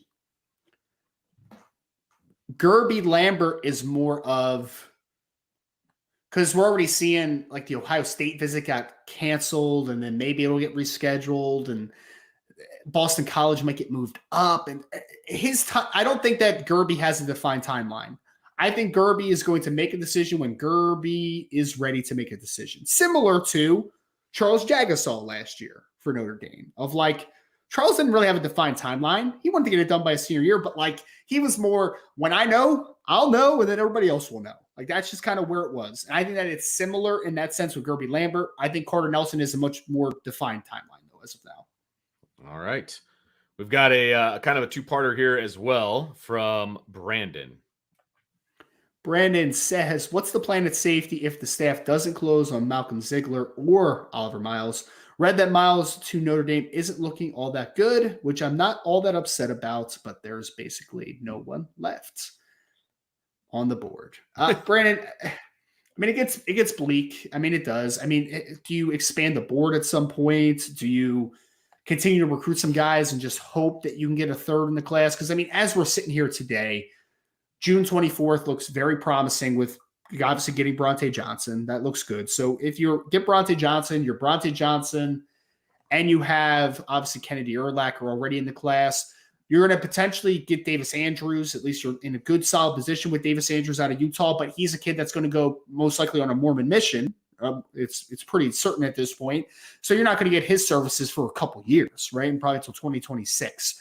So as of the immediacy, there's a question of, do you expand the board? Are you okay with just taking 2? Do you hit the transfer portal again?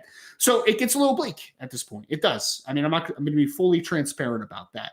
I think that Notre Dame would like, in theory, to your question, get one of those guys, get Bronte Johnson, potentially get Davis Andrews as a 4th in the class, and then his scholarship obviously starts counting in 2026. I think that's the ideal situation that happens, but we will see how everything plays out here. We got another super chat here from Zach Martin. Thank you so much for the super chat. Zach, he says, diaper money for the Rye guy. More like 4 of them. So are diapers that expensive these days? Because it wouldn't surprise me if that was the case. Formula is, man. We went to the store the other day and it was like, I don't remember formula being this expensive 2 years ago, Vince. I don't remember it being this expensive. It's wild, man. It's wasn't there like a shortage at some point too? And I mean, there's been all kinds of issues with formula. I just remember paying $20-something for a thing of formula, and then I went to the store the other day and it was like $40-something. I'm like, what the heck is happening right now, man? Like, what's happening? Like, I was at Target too. It wasn't like I was at some like bougie place. Like, it's insane. Wow. Man. It's insane. Man, that's craziness. All right. Yes. Well, we need the diapers though, Zach. I appreciate that very much because my daughter eats a lot, so there's a lot of poop coming out of her right now. So. Wait, which one? Which daughter? Because the youngest, man. It's fun. It's weird, man. I know that you probably know that. I mean, you obviously know this, but like every kid is so different, man. It's bizarre. I mean, like my oldest daughter, Juliet, when she was a baby, she was the most finicky eater of all time. Like she would barely want any of the bottle early on. Raina is like more. Like she literally had like 5 ounces last night during the middle of the night. I'm just like, you are nuts, kid. Like I'm not supposed to let you have more than 3, but like you're still hungry. So what do I do? Oh, that's so true. Yeah, just wait. The differences will not stop there. I can promise you that. So I believe it, man. I believe it's gonna be a wild ride for you, my friend. It definitely is. Okay, here we go. Let's jump into this one. Newt, Rock, Knee, and D says, if there was an NCAA football draft this year and you had the first pick, who would you take to build your team around? Who would be your 2nd, 3rd, and 4th round picks? Oh, we're going deep here, man. Well, that's tough because we don't know who's off the board. Exactly. I mean, Vince, like, who's the first pick? It's got to be a quarterback, right? So Yep.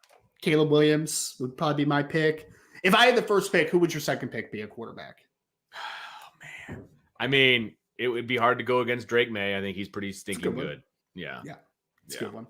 I guess the better question, I think, would have been, if you take a quarterback first round, your next couple picks, what are the positions you're most likely targeting? I think that's a little bit more of, because we don't know who's off the board. Unless you just, I mean, do you want to do a snake draft real quick? I mean, we can do a snake draft if you want. I don't think I'm properly equipped to do that. I think you probably are, and Brian might be. But I don't know that I am. Left tackle, pass rusher, Yep. corner, wide receiver. I don't know, man. I'm just offensive tackle. Like, there's some positions. But we should do this, though. It would be fun. It would be a fun conversation. It would, and I think offensive and defensive line would be like my next couple picks, because if you don't have a good line on either side of the ball, you're not going to win a whole lot of football games. And I don't care who you have at quarterback, right? Yes, my signal caller is going to be first, but then I'm building lines, and I can tell you right now, a quarterback can make any receiver look pretty darn good. So receiver would be pretty low on the list for me, but I'd be working my way front to back, line and back. That's kind of how I would do it. Kicker second overall. Kicker would be last overall, but yeah. All right, let's see what we got here. Next question from Irish Burnt Ends 84. Is Notre Dame still trying to get Justin Scott to come on campus during the month of June for a midweek unofficial visit? I think they would love that to happen. I just am not very sure that it is going to happen. So are they trying? Yes, I'm sure they're still trying to get him on campus.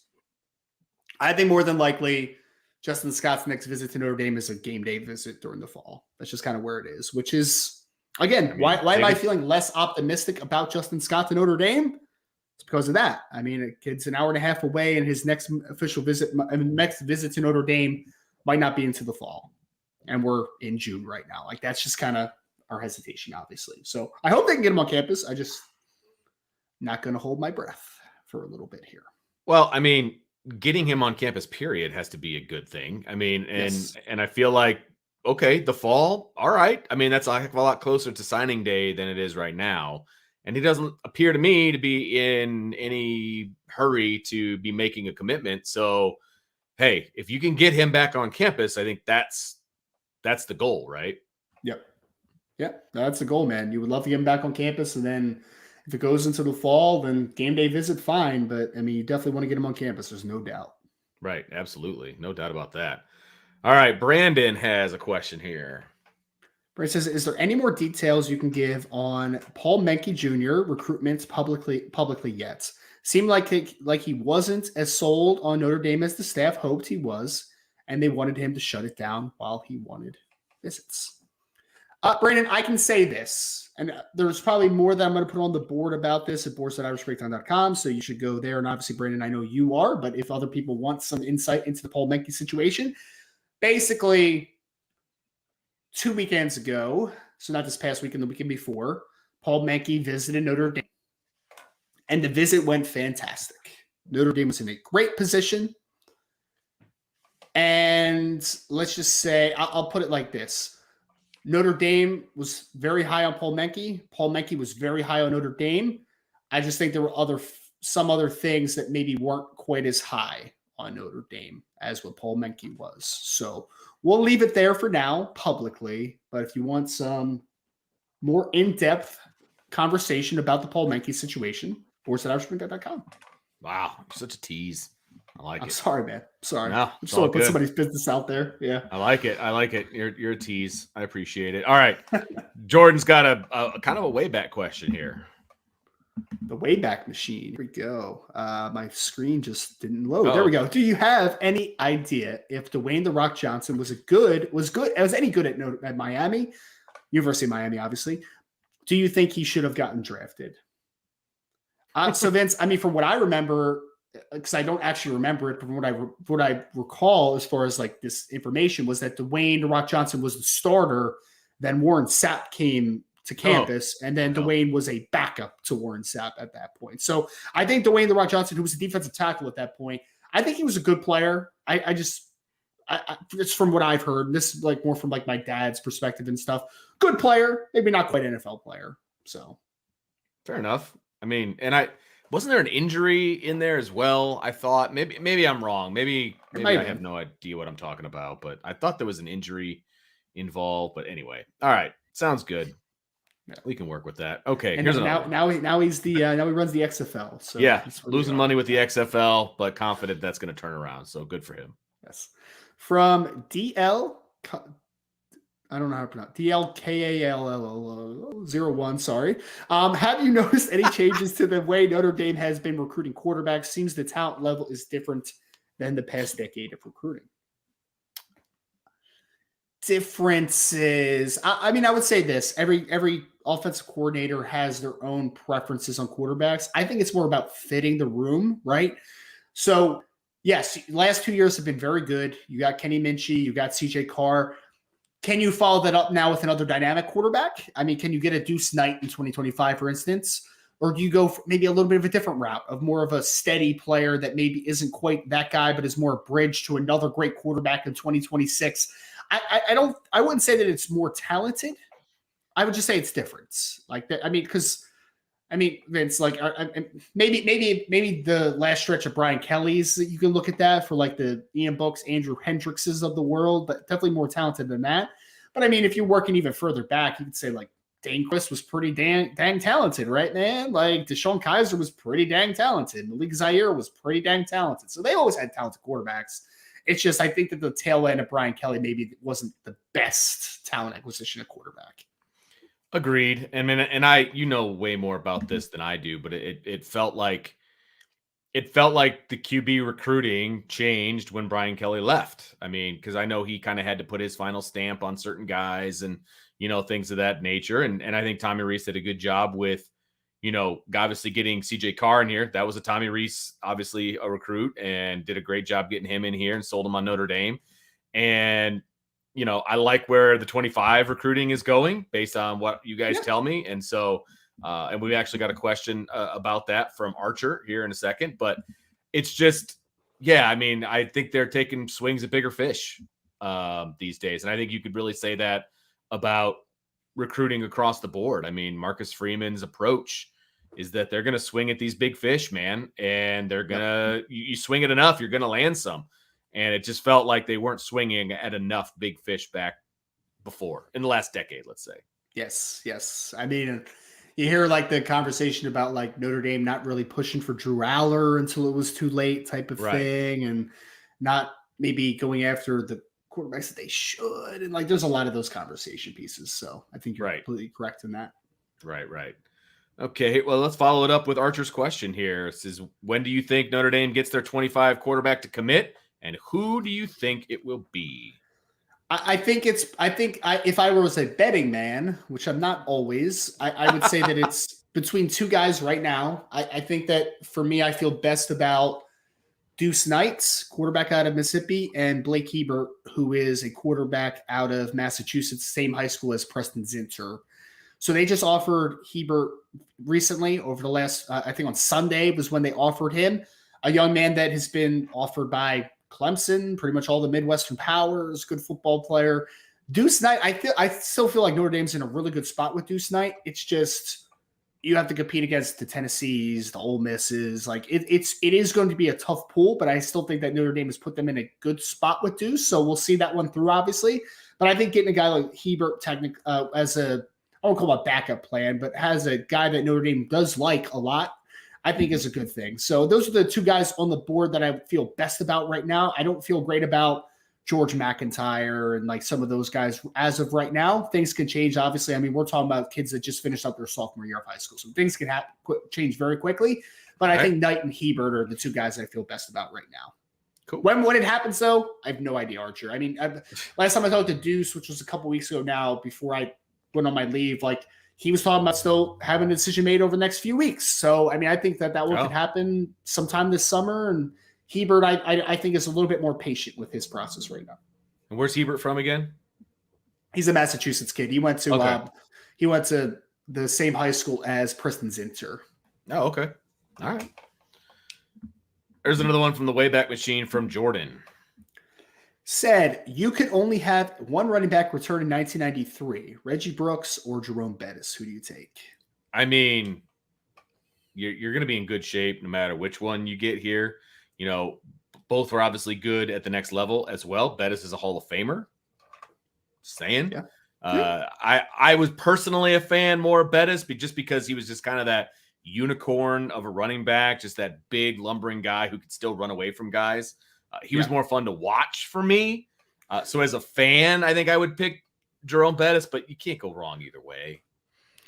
Man, Jerome Bettis was such a weird player to watch, and I mean weird in the best possible way ever. Because you'd be like running like midline counter or something, Vince, and then he would just pop open, and you'd be like, "That dude, how is he running that fast? He's way too big to be running that." And fast. how did he fit through that hole? Like, you know, and his shoulder pads, he was wearing like offensive tackle shoulder pads back in the day. Those things were huge, and he's just fitting right through small holes and running away from dudes. Like, it doesn't make sense. Yeah. So I would probably go with Bettis too, just because I again 93. I was only 2, so I also remember young buck. I also remember Bettis much more vividly, especially obviously in his NFL years as well with the Rams and the Steelers. So I'll go with Bettis in that instance as well. Very good. I like your thought. Brandon has a mailbag. Is Anthony Robinson from Louisiana still a target on the board? Is he the fallback plan? Brandon, from what I'm hearing, I don't think so. I don't think that he's really an option for Notre Dame. I think that Notre Dame's board has gotten even smaller at this point. Does it expand at some point if things don't go your way? It's always possible, but I just don't think Anthony Robinson is going to be an option for Notre Dame. Make sure you guys get your mailbag questions, and we are starting to get low here on the inventory. And get low. Oh, there it is. You can even ask Ryan to sing if you want. No, all right, don't do that. Okay. All right. Another mailbag question from Jordan.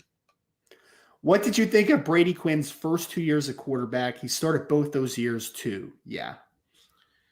He had some spot starts, but he wasn't like a 4-year starter for Notre Dame, was he? Am I remembering I think he started the whole year as a sophomore, but I think he was I think he got some action as a freshman, if I remember correctly. But because I think sophomore year, off the top of my head, I think it was like 18 touchdowns to 10 interceptions or something. So like it wasn't terrible, but it was very, it was like sort of pedestrian, because then the next 2 years were like 30-something touchdowns each and like domination, you know what I mean? So well, yeah, I mean, obviously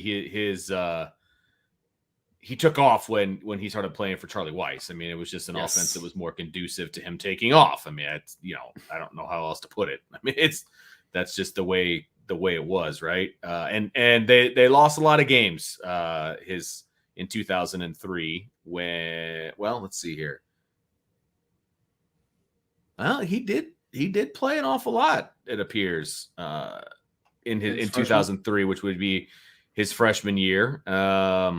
It was pretty bad production, right? Because he got thrown to the it's not great. He had 3 games where he had he was in negatives, obviously, in rushing. I'm looking at his passing stats. They were, lot of passing stats that started with a 1, which obviously is not great, being in the hundreds. And then obviously he took off. His stats just absolutely took off his junior and senior year. Now, part of that is because he was playing for Charlie Weiss. Part of that is because he had 2 years of starting under his belt. Sure. I mean, all of those things combined, but there's a lot more numbers that start with a 3 and a 4 his junior and senior year than there are his freshman and sophomore year, where there was one game where, he threw for 33 yards, and a lot of ones, 178, 173, 130, 118, 105. Some not great games in there. And then you get to junior year where he's got a 440, a 467, a 432, a little bit different. Bit different. Decent player. Yeah.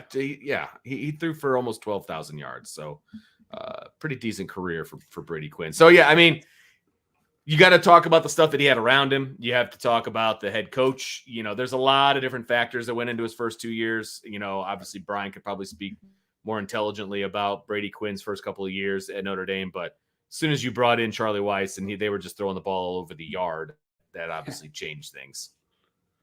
Man, I feel like all the stars align there too, right? I mean, it's like Jeff Samardzija breakout and Maurice Stovall, and I know Raymond McKnight got hurt obviously early on in that 2004 season, but I mean 2005 season, excuse me. But the tight end Anthony Fasano obviously took a big step forward. Darius Walker, there was some talent to be had there. To your point, Vince, it was misused before Charlie Weiss. It was misused. Right, agreed. All right, I'm starring some of these mailbag questions in here. We asked the people, and the people delivered with some mailbag questions. So that's awesome. All right, let me get another one up here, and we can get you talking here. There we go. Gideon Rosa says, are there any Ronan Hannafin types in this class?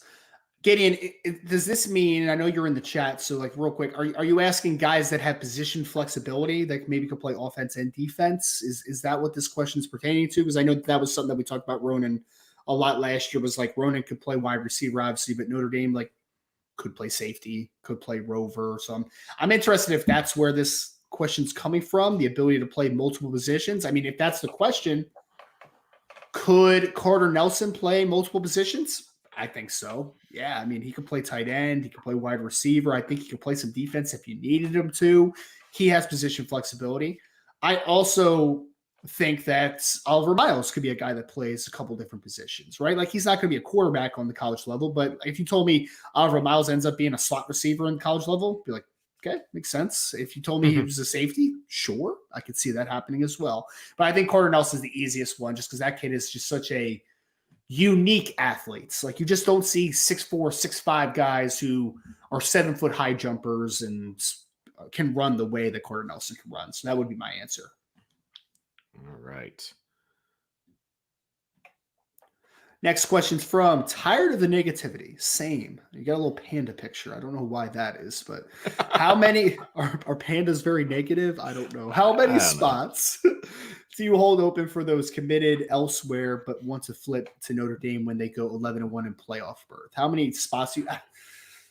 I think the guys that you leave a spot open for, in my opinion, that are on the board now are one is Caleb Beasley. He's a guy. Even though I don't think that the visit went great this weekend, I would still continue to recruit Elijah Rushing. So I would try to keep a spot open for him. And that's really about it. I mean, it also depends to this question of like, are we assuming Notre Dame gets commitment from Gerby Lamberts? Are we assuming, there's a couple of things that still need to kind of work itself out? If we're talking about like the ideal scenario and you get Gerby Lambert, or let's say you get Carter Nelson and you get Kingston and you get, one other player, like I think it's, for me, of guys that I don't think are realistic to be in the class when the season starts, I think Caleb Beasley and Elijah Rushing are the guys that like you keep spots open for, especially Caleb Beasley. You keep a spot open in case you're able to get him. There we go for another one from Gideon. Gideon said, Elite 11 thoughts. Is Aaron Noland overrated? I mean, Gideon, I don't have any Elite 11 thoughts yet. I'm not at the event, obviously, and I haven't really seen too much of it. Is Aaron Noland overrated? I don't think I've seen enough of him to have like a legitimate understanding. I know he's talented. He's certainly talented. He's a big kid. He's got a strong arm. I think he's got some talent. But like I'd say ask me this more closer to the season, because as we get out of June with all the official visits start wrapping up a little bit more, I'll have a whole lot more of a lot more time to watch some other guys that aren't on the board for Notre Dame. So the Aaron Nolands of the world. So that'll be one for a little bit later in the season. I know Brian has talked about, he thinks Aaron Nolan's a little bit overrated, but I just don't have a big opinion on it at this time. All right. Next question from Tavis McKay. If you could pick any single year during Brian Kelly's tenure for a national championship, which one would it be and why, Vince? Yeah, this is a good one. I feel like, the offense in 2015 was really good. That would have been great. If they could have gotten one there. I know 2018 comes up a lot. I think that would have been a good one. 2020, now, granted, I'm not going to ever turn away a national championship, but it would have felt, I don't know, just different coming in the COVID year and all the crap that was going, you know what I mean? Like, I'm not turning it away, but some of the championships that were won that year and like the NBA and across the, like, but 15 would have been, I think, probably my biggest one. I think 15 is a good one. Cause Vince, I'll say the one year that fooled me was 2020. I thought that year was like, Yeah. man, this team might be a little bit different. Like they might be a little bit different. They fooled me. They fooled me a lot in that 2020 season. But I think 2015 is a good one. I think that one is because I think that team was really good, man. Like it was a really good team, and they were just a couple things away from separating. Like 2018 is another good one. I think someone just put in the chat, but I think 2015 would be the same one for me. Nice. I like it. All right. Here's one from Tired of the Negative. And he did say he likes pandas, and that's why he or she, I'm not sure. And then that they change their name almost daily, it says. So apparently just a bad day. I don't know. Tired of the negativity. Try not to be negative for you here. But anyway, go ahead. Hey man, pandas are cool. Why does Anthony Johnson's name never come up when discussing Notre Dame running backs? I enjoyed watching him at Notre Dame and in the NFL. Good question. My guess is, I mean, when was he at Notre Dame? Do you know that off the top of your head? I know, because he was he went to John Adams, I believe, in South Bend. Did he really? So, nice. So he's a local guy. Let's see here. I'm not as quick at the Google engine as Brian is. Let's see come on, here. Man. You don't do it to your gym teacher. Yeah, so he did go to Adams, so I was right about that. I just want to make sure I had the right guy, obviously. And then he was at Notre Dame. He was drafted in 1990, so that means he was obviously he was there during the national championship run. So he was drafted when I was -1. So that's my answer. So I mean, I don't remember Anthony Johnson, to be perfectly honest with you, running around for Notre Dame, and I know that is probably a blasphemous thing to say. And again, Brian might be able to do a better job of this than me. I know he got drafted by the Colts in 1990. So I mean, he's been in Indiana for a really, really long time. I mean, obviously he went to South Bend, Notre Dame, then he was with the Colts through 1990 to 1993. He was a second-round pick, number 30. Was he good for the Colts? Let's see here. I don't see. Wikipedia is it's hurting me right now because it's not giving me good stats. He only rushed for about 3,000 yards in his entire career. Okay. So 16 touchdowns, 3,000 yards. After he went from the Colts, he was basically year to year with a bunch of different teams. So yeah, I mean, I don't know why he's not brought up more. He just kind of gets overshadowed, I guess, would be the best way to put it. I don't know if anybody else has an idea in the chat as to why that would be, and I'm not seeing anything in here. So, all right, they're too busy talking about quarterbacks and I see that, Bowen and all that. That's okay. Yeah, that's okay. All right, let's go on to something else here. Next question is from Jason Smith. What's up, Jason? Is there a scenario where they take Jason Robinson? Jason Robinson is the wide receiver out of Long Beach Poly, for people that don't know, in the 2024 class. Or has that door been closed and sealed? Jason, I think that's probably done at this point. I do. I think that there was a conversation of fourth wide receiver compared to investing another spot in a different position. I think offensively, they're looking really... They have an offensive line spot open. They have a tight end spot potentially open for Carter Nelson. If Carter Nelson wants to come, it's pretty much it at this point. So I think that the window for Jason being in the class is just kind of moved past as of right now. So things could change. We'll see what happens, but I don't see him in the class for Notre Dame as of right now. Here we go. Unfortunate, because I liked Jason Robinson a lot, but that's where we are. They don't ask our opinion very often, so they don't. Archer 452. What's up, Archer? CBS Sports released their best running back rooms for 2023. University of Michigan, Ohio State, Penn State, Georgia, Oregon, with honorable mention for Arkansas, Clemson, Florida, Florida State, Ole Miss, and Wisconsin. Where would you put Notre Dame? Man, okay. I mean, it's a two-prong answer, right? I think this would have been, if we were asking before Logan Diggs transferred, I think they belong in that first group. After he transferred and with some of the injury question marks, I think you could make a case that they belong in the honorable mention category, but there are a lot of question marks right now if everybody's healthy, they can compete with that first group if everybody's healthy. But that's still a question mark. So you can't, I don't know. I can't really say definitively that they belong in that first group because I just don't know about the health of everybody.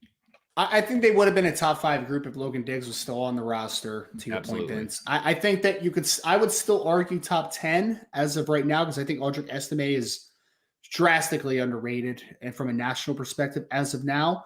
But to the media, the outside media's to their veil, I mean, to defend them a little bit, you don't know 100% what Jabron Payne is. You don't know what Jadarian Price is. You don't know what Jeremiah Love is. You've never seen them on the field, really, for Notre Dame. I mean, what did Jabron Payne had 2 carries for 5 yards last season? So, like, you haven't seen it. So I care more about Archer, and I know this is going against your question a little bit. I care more about where does Notre Dame's running back room rank when the end of the season happens than where we are right now. That's much more important to me because there's just too much unknown variables. So I would still try to argue with them being in the top 10, but I understand why they aren't, just because, like Michigan, it's proven production. You know who Blake Corum is. You know who Donovan Edwards is. Penn State, you know who Nicholas Singleton is. You know who Katron Allen is. Georgia actually is a little bit of a different one because there's some question marks there. Dajuan Edwards, I know, is a good player. Broderick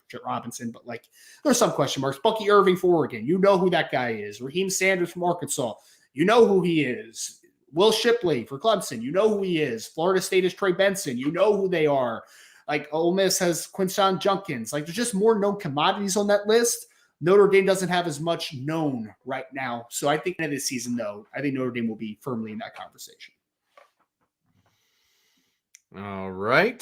That was a good question. I like that one. We got a super chat here from Nathan. Thank you very much for the super chat. Who wins at the Combine, Jalen or Micah? Jalen or Micah? Who's Jalen? Are we talking Micah Gilberts? Quick, Nathan, give me last names on this. Give me last names on this, man. There's a lot of Jalen's and Micahs out there, man. I gotta tell you. I was really hoping you would know who he was referring to. Yeah. But yeah. If I would have saw the question sooner, I would have asked him. But real quick, Nathan, Parsons. Oh, Micah Parsons. Oh, or Jalen Smith. That's the question. We had a conversation about like who was a better okay. I did know that, and apparently you gave the wrong answer before, so. I mean, I didn't. So some people didn't agree because I'm in a Notre Dame chat, and I get it. But who wins at the Combine, Jalen or Micah? Vince, so funny enough, neither one of those players has ever competed at the Combine because Micah Parsons also came out in the COVID year. So there was no Combine that year. But Micah Parsons did go to the pro day and ran 4.38 at 240 pounds. So, like, it's pretty good, man. It's pretty good. I don't know what Jalen Smith ran, but he could pick him up and put him down too. Yeah, I get it, man. Hey, both those guys would have tested fantastically. I'd probably take Micah just because I know what his 40 time was. I actually have a 40 time on him. I have no idea what Jalen Smith would have ran. I mean, was he a 4.4 flat? Was he a 4.45? Was he a 4.5 flat? I mean, they're all good times, right? I mean, so I'll take Micah. Fair enough. You're wrong, but that's fair. Oh, man. I can't talk Micah Parsons in this chat, man. I can't do it. Barely not. Fighting Mike 87. Why hasn't Notre Dame been able to turn Kyle Hamilton's production and draft position into the next big time safety recruit? Is the way his final season played out a major factor? I don't know the answer to this question. I don't. I mean, I think that there is some uncertainty about. I think part of it is Chris O'Leary's still a young guy, still unproven as far as like how great of a coach he is. Like I think he's a good coach, but like, is he a next level coach? Is he a phenomenal safety coach? Like there's a lot of question marks there, right? So I think that it's just there are other questions that you have to have answered in order for this to really create a pipeline. So in theory, Kyle Hamilton being the 14th overall selection and playing really well as a rookie, for the Baltimore Ravens should have been a big boost to the safety recruiting. It wasn't. So that tells me there's other factors that are working against it. My most conceivable one is that you're still dealing with a young, still pretty inexperienced coach that doesn't have a proven track record. I think that's what it is right now. That's fair. Now, other people were saying you give O'Leary one more season, and if he doesn't produce in the recruiting trail, you get rid of him. Man, it's such a fine line, Vince, for me personally. And I don't know if you think about this, but like you're a college coach, so you have to recruit, right? Like you Sure. have to recruit. And I don't think it's a lack of effort on Chris O'Leary's part. I just think that he's had some misses. Like I just think that's where you are, right? So yes, at some point he needs to recruit better. There's no doubt, but he's still a good coach, man. So like just such a fine line. Like, yes, I think the point does stand of like you need to start getting results, or else there needs to be some type of answer. And I'm not saying Sure. firing is the answer, but like there needs to be something that is an answer. Because he's getting guys, but they're not sticking either. I mean, that's the other thing, right? I mean, so it's going to be interesting to see how the rest of his career plays out at Notre Dame, however long that is. All right. Here's a interesting one.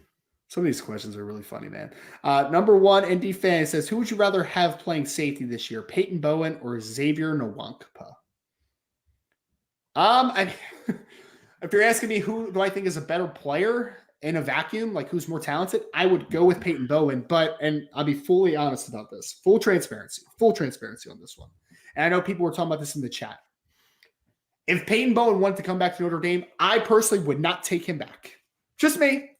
So the question, Xavier Nwankpa would be my answer. That branch is burned for me with Peyton Bowen. I'm not saying it is for Notre Dame. If anything ever happened in that situation, I'm not saying that everyone has to agree with me. I'm not saying that at all. For me personally, I don't think I can trust that kid. Just don't think I can trust him. So Xavier Nwankpa would be my answer. Fair enough. And I mean, I don't know how good I feel about starting a true freshman at safety anyway. So that's a whole other ball of wax. So you don't like your last line of defense being a freshman? No, I really don't. I don't. I'm sorry. I mean, the way they did it with Kyle Hamilton, though, made a lot of sense. He was like the third, he was the third safety. You know what I mean? Yeah. Like they would bring him in, they would have three safeties, or he would sub in, that kind of a thing. It was great. He didn't have to think a whole lot. He just got to play. And I think he led the team in interceptions that year. Playing right, because he was just playing. He was just playing center field, just doing his thing. He had two really good safeties around him to kind of absorb that. That would not be the case in like right now, right? So I would be very nervous about that, if I'm being honest. I agree, man. I definitely agree. We had a next one from Berkshire Yank who says, why isn't Notre Dame pushing for Eli Bowen? Joking. How's it going with the Saka kid? Haven't heard about him in a while. Great question. Anthony Saka is, of course, the linebacker safety hybrid out of Philadelphia. He's a very talented player near me. So he visited once this offseason already, had a really nice visit for the Blue Gold game. And so basically the backstory with him is that his father, Vince, I don't know if you remember, is I think Tony Saka is his father who played at Penn State. So his father played with Al Golden at Penn State. So there's an instant connection there. I feel like Notre Dame is in a solid position. I just don't think that Anthony Saka is in like a big rush, right? Like I don't think it is. So solid position early on. They have the relationship already prior. So I think they're in a solid spot. Okay. I like it.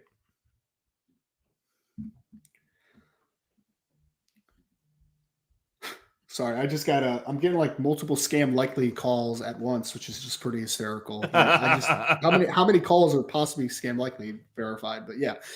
Who would you rather add to the roster in time for the 2023 season? Jalen Smith or Stephon Tuitt? It's tough. Man, a healthy Jalen Smith pre-injury, I would take him all day long and twice on Sunday. That's who I would want, period. Stephon Tuitt's a great player. Don't get me wrong. He would obviously solidify your defensive line, but I would take Jalen Smith. Yeah. I wish I had a little bit of more like a developed understanding of like how good Riley Mills is this year, right? Like I wish, because that would like ease my mind, because Riley Mills and Stephon Tuitt, in my opinion, would play similar roles in a four-man front for Notre Dame, unless I'm talking about just putting Stephon Tuitt as a strong side defensive end. I mean, man, I don't think linebacker talent is a problem, though. I mean, there's nobody that's Jalen Smith in that group, but I don't think it's a problem as much. I'd probably go Stephon Tuitt because I think that could potentially help both big ends and your interior defensive line. So, Give me Stephon, I guess, but I don't think there's a wrong answer there. Okay. All right. Gideon is testing your knowledge on all of college football. You need wide receiver 1 for your team, and you can pick from anyone in the 2022, 2023, and 2024 national classes. Who are you taking? Okay, so 2023, obviously, this past year was the Jaden Greathouse year. We're talking about Brandon Inniss. You're talking about Cornell Tate, that type of group. Noah Rogers is obviously another good one that ended up at Ohio State as well. 2024, we're talking about the Ryan Wingos, the Micah Hudsons, the Jeremiah Smiths. 2022, because I didn't cover the 2022 class. I'm trying to remember back. So that would be the Tobias Merriweather class, right, Vince? Right. That would be Tobias Merriweather in that group. I don't know who the best wide receiver in that class was, though. Who was the best receiver in that class? I can't think right now. I'm about to look it up real quick. As I continue to stall by not actually saying anything. This is a great podcast lesson for you all out there, by the way. If you are trying to stall and you're just talking out loud, just talk a little bit slower and make sure that you finally get to the 247 page so that you can look at who the top receivers were in the 2022 class. And here we are. Tobias Merriweather on 247, by the way, was ranked as the 14th wide receiver in the class. That was Evan Stewart. That was Luther Burton. That was Chris Marshall. McMillan, that was Arizona. Okay, nobody in that class that I would pick. So it actually come down for me after doing some great research there. Some absolute fantastic research. That would come down between Brandon Inniss, Jeremiah Smith, and Micah Hudson. I'd probably go Brandon Inniss. I was a big Brandon Inniss guy, but I'm also massive Micah Hudson fan. I love Micah out of the state of Texas in 2024. So between Micah Hudson and Brandon Inniss for me personally. Do you have a pick? I do not. I don't. Do not follow it as closely as you do. I know Merriweather is the answer. Yeah, I know who Notre Dame got. I like who Notre Dame got, and I'm happy with that particular group of wide receivers. So, but I'm sure that there's better guys out there. So, yeah, there's no doubt about that. So, yeah. Oh man, Brandon, this was good, man. Really sounds like Gideon agrees with you, by the way. So yes. There you go. Sure that I could just looked in the chat. People were giving me stuff. I didn't have to look it up and do my stall tactics, but there we go. It's okay. And I like how you explained your stall tactic as you were doing it. That was that's like podcasting 101. I'm sure Brian's going to love that tactic as well. Number one Notre Dame fan said, would Notre Dame's men's basketball program improving have any effects on football recruiting? Look, so I'm going to let you answer this one second because I'm just going to give my outward. You're obviously way more into recruiting than I am. Yeah. I can't imagine you've ever talked to a recruit and they're like, yeah, man, I'm going to be going to Notre Dame because I love their basketball program. Like, I just don't see that being a thing. I've actually heard more recruits talk about lacrosse than basketball. Now that I'm thinking about it. Like, wow. Yeah, you're not wrong. You're not there wrong. You go. There you go. Yeah, I don't think one has anything to do with the other. Honestly, maybe the other way around.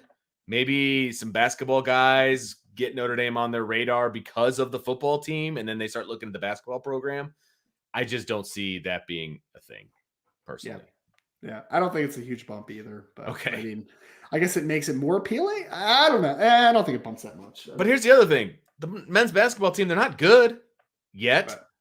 So I think we're saying a reality where it's getting better, right? I mean, in theory, they have a big season under Shrewsbury. In theory, it's getting better. They don't even have all their scholarships accounted for. So, like, they still have 3 open scholarships, Ryan. They have 10. They literally have 10 guys in jerseys. They can play 5-on-5 at practice as long as nobody twists an ankle. Like, that's where they're at in basketball. So, I don't know that that's a huge recruiting bump for football right now. Maybe in a few years. I like Micah Shrewsbury. Maybe in a few. And speaking of Micah Shrewsbury, by the way, everyone, he's going to be on IB Nation Sports Talk here, I believe, next Thursday. So put that in the back of your head. It's going to be a good interview with Sean Stiers. So sounds like it. That's awesome. That's right. And he just had Neil Ivey on last week. So he's working his way through, people. Working his way through. So, all right. This is an interesting one from Tavis McKay. Tavis said, do you think Notre Dame's quarterback trajectory would have been different if Brady Quinn won the Heisman? Would have been different. I mean, your next era was Jimmy Clausen. Yeah. Right? Like the number one recruit in the country. Yeah, number one recruit in the country. So it's not like you struggled to recruit the quarterback position. I mean, so my immediate answer is no, not really. I mean, you got the top guy on your board, and that parlayed into Jimmy, being good. You know what I mean? So I don't know. I think what the next question would have been, Tavis, for me, it maybe a little bit more of a deeper thought would have been if the Charlie Weiss era was real and it wasn't just a farce your first 2 years there, and if it was sustainable and it was developed properly, would that have changed the long-term quarterback? I don't think it's Brady Quinn. I think it's more about you got Jimmy and you saw that the program wasn't great. The program wasn't good at that point. And what quarterback wants to come and play for a 6-6 football team? Right. I don't think there's that many, right? So despite that, you're still able to get guys like Dane Christ and those guys in that next era. But you parlayed Brady Quinn into getting the number one quarterback recruit. So yeah. Agreed. There we go. Number one Notre Dame fan. It was a lot of questions today. I love it. Well, who would your ideal playoff opponent be for Notre Dame's first home playoff game when we go to 12 teams? That's easy for me. That's anybody south of the Mason-Dixon line. That I don't care who it is. Somebody who doesn't want to play in Northern Indiana in December. That's what I want. That's what I want. How about those Bayou Bengals, baby? Would get them up there? Well, that means they're ranked 11th or 12th, right? If Notre Dame is hosting, they're 5th or 6th.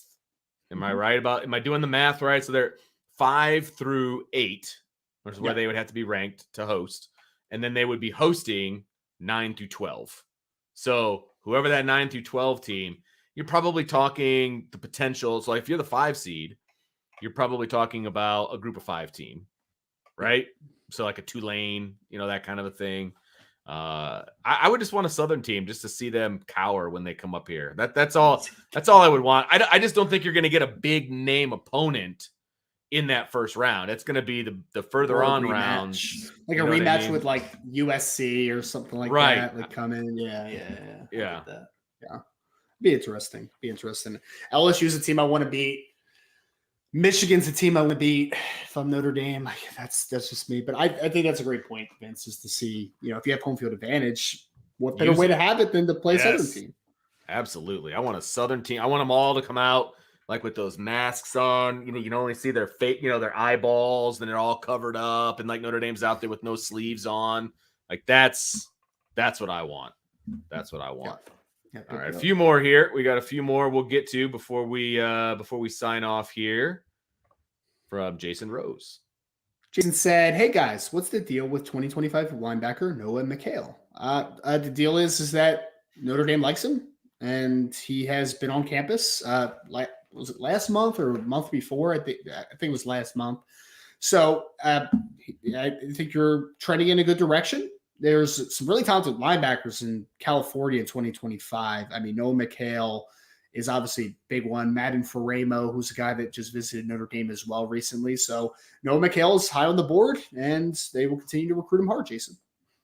All right. He's a 25 kid, so he's just now going into his junior year. So we got some time there. What's the deal with him, man? Is he ever going to do anything? Or What's his deal? What's his deal? All right. Here we go from Adam. Adam says, if Benjamin Morrison has a huge drop-off of numbers-wise, is it because he doesn't get the opportunities, or is it a sophomore slump?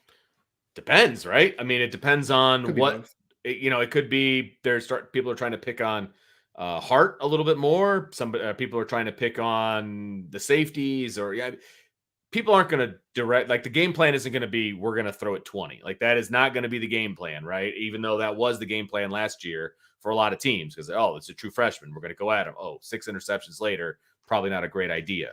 So could he have a drop-off statistically? Absolutely. That doesn't mean he had a sophomore slump. Now, right. Could he have a sophomore slump? Absolutely. I mean, it's possible. It's a definite possibility, but you can't just look at the stats. You got to look at a lot of other things. There would be stats that would back up a sophomore slump, like completed passes, touchdowns given up, all of those different things. I think the stats would actually back up a slump more than the lack of stats, compared to last year. But Right. again, you got to watch the games to kind of make that decision, I would say. I think that the more reasonable outcome is that Benjamin Morrison continues to play really good football, but his stats aren't as eye-popping because, to Vince's point, everybody knows who Benjamin Morrison is now. I mean, he had 6 interceptions as a true freshman. So you avoid him, you go after other aspects of the defense, other players on the defense, and maybe his interception total isn't quite as high. Maybe he doesn't have as many pass breaks-ups, right? Like, I think that that's kind of where you look at with a guy. I don't think that Benjamin Morrison is just going to fall off the table and have a sophomore slump. I personally don't. But could his numbers be less appealing because nobody wants to throw at him? Very possible. Very possible that happens. And that's actually good for the defense, though. It's very good for the defense if that happens. Yep, completely agree with that. Here we go. Adam Another Shipley. one from Adam. Go ahead. Sorry, Adam Shipley. On Pat McAfee, Pat Cavanaugh mentioned possibly walking on this year as a safety. Any thoughts? Well, first of all, he doesn't have a hamstring, so that's going to slow him down. That might prevent something. It might slow him down. I mean, they literally had to make a hamstring out of like rubber bands and duct tape for him to compete in the national championship game, which is unbelievable, first of all. And the fact that he played the way he did with an outside hamstring attached to his leg, like ridiculous, right? I would be shocked if he was healthy enough. I mean, if we're being realistic, I would be shocked if he was healthy enough to walk onto the football team. Now, if he was 100% healthy, let's take it from there. If he's 100% healthy, exactly what do you have to lose by having him walk on the football team? Zero. I mean, has he ever? He's never. From what I understand, he's never played football before, which might make it a little bit more complicated. Now, yes, could I make him a gunner on like the punt team or something like that, and just have him just go crazy? Yeah, absolutely. I think that would be a lot of fun. It would be some coaching up, obviously, that would have to be done. You can't just throw a guy who's never played the game of football in at safety and just like, all right, he did great in lacrosse. He's going to be a great safety. Like, I don't see that being the case. But I'd bring him on the team. What the heck, man? Like, he obviously plays really, really hard. He's a good leader, all of those things. Bring him on the team. See if he can help you on special teams. That's the way I would do it. The hamstring thing does sound a little counterproductive, though.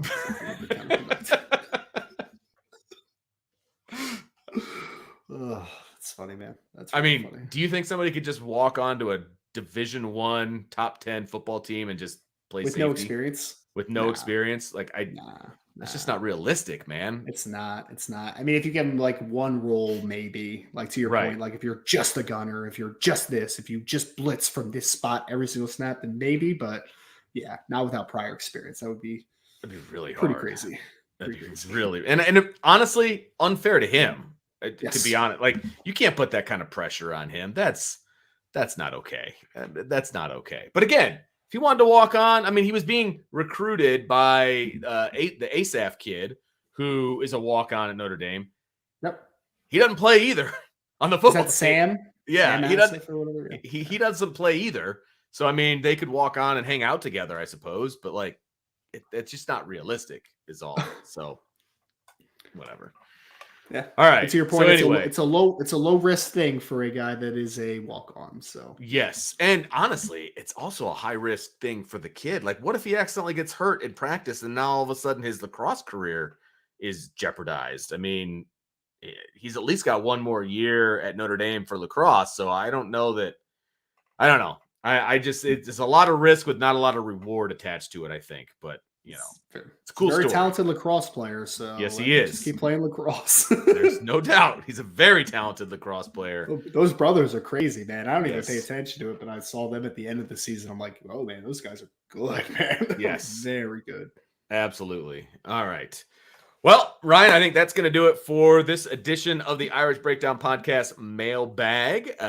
Make sure you hit that subscribe button. Make sure you hit that the like button. Make sure you share with your family and friends. Hit that notification bell because you just never know. I've got to get going. You got to get going. My kid's getting his driver's license today, so nice. I'm a little lighter in the wallet here all of a sudden. I got off the phone with the insurance company right before the show, so I was a little short of breath after figuring out how much that's going to cost, even with the good student discount. He's like, oh, it's not gonna be that bad. No big deal. And then he told me the amount, and I'm like, that's a big deal. Like, that's a lot. That's a big deal. I don't know what you're talking about. But anyway, so I get to go celebrate with him, having his driver's license. The best part is I don't have to drive him to practice. So that's a big bonus, except Always he's taking positives. my car. So Always whatever. positives. I know, right? So, all right, everybody. Thank you for joining us on this edition of the IB. It's not IB Nation Sports Talk. That's later tonight, 6 o'clock. Make sure you join in for that. And then Brian is going to have his show tomorrow, his Wednesday rundown, his solo show that he's going to do. So make sure you tune into that at 1 o'clock.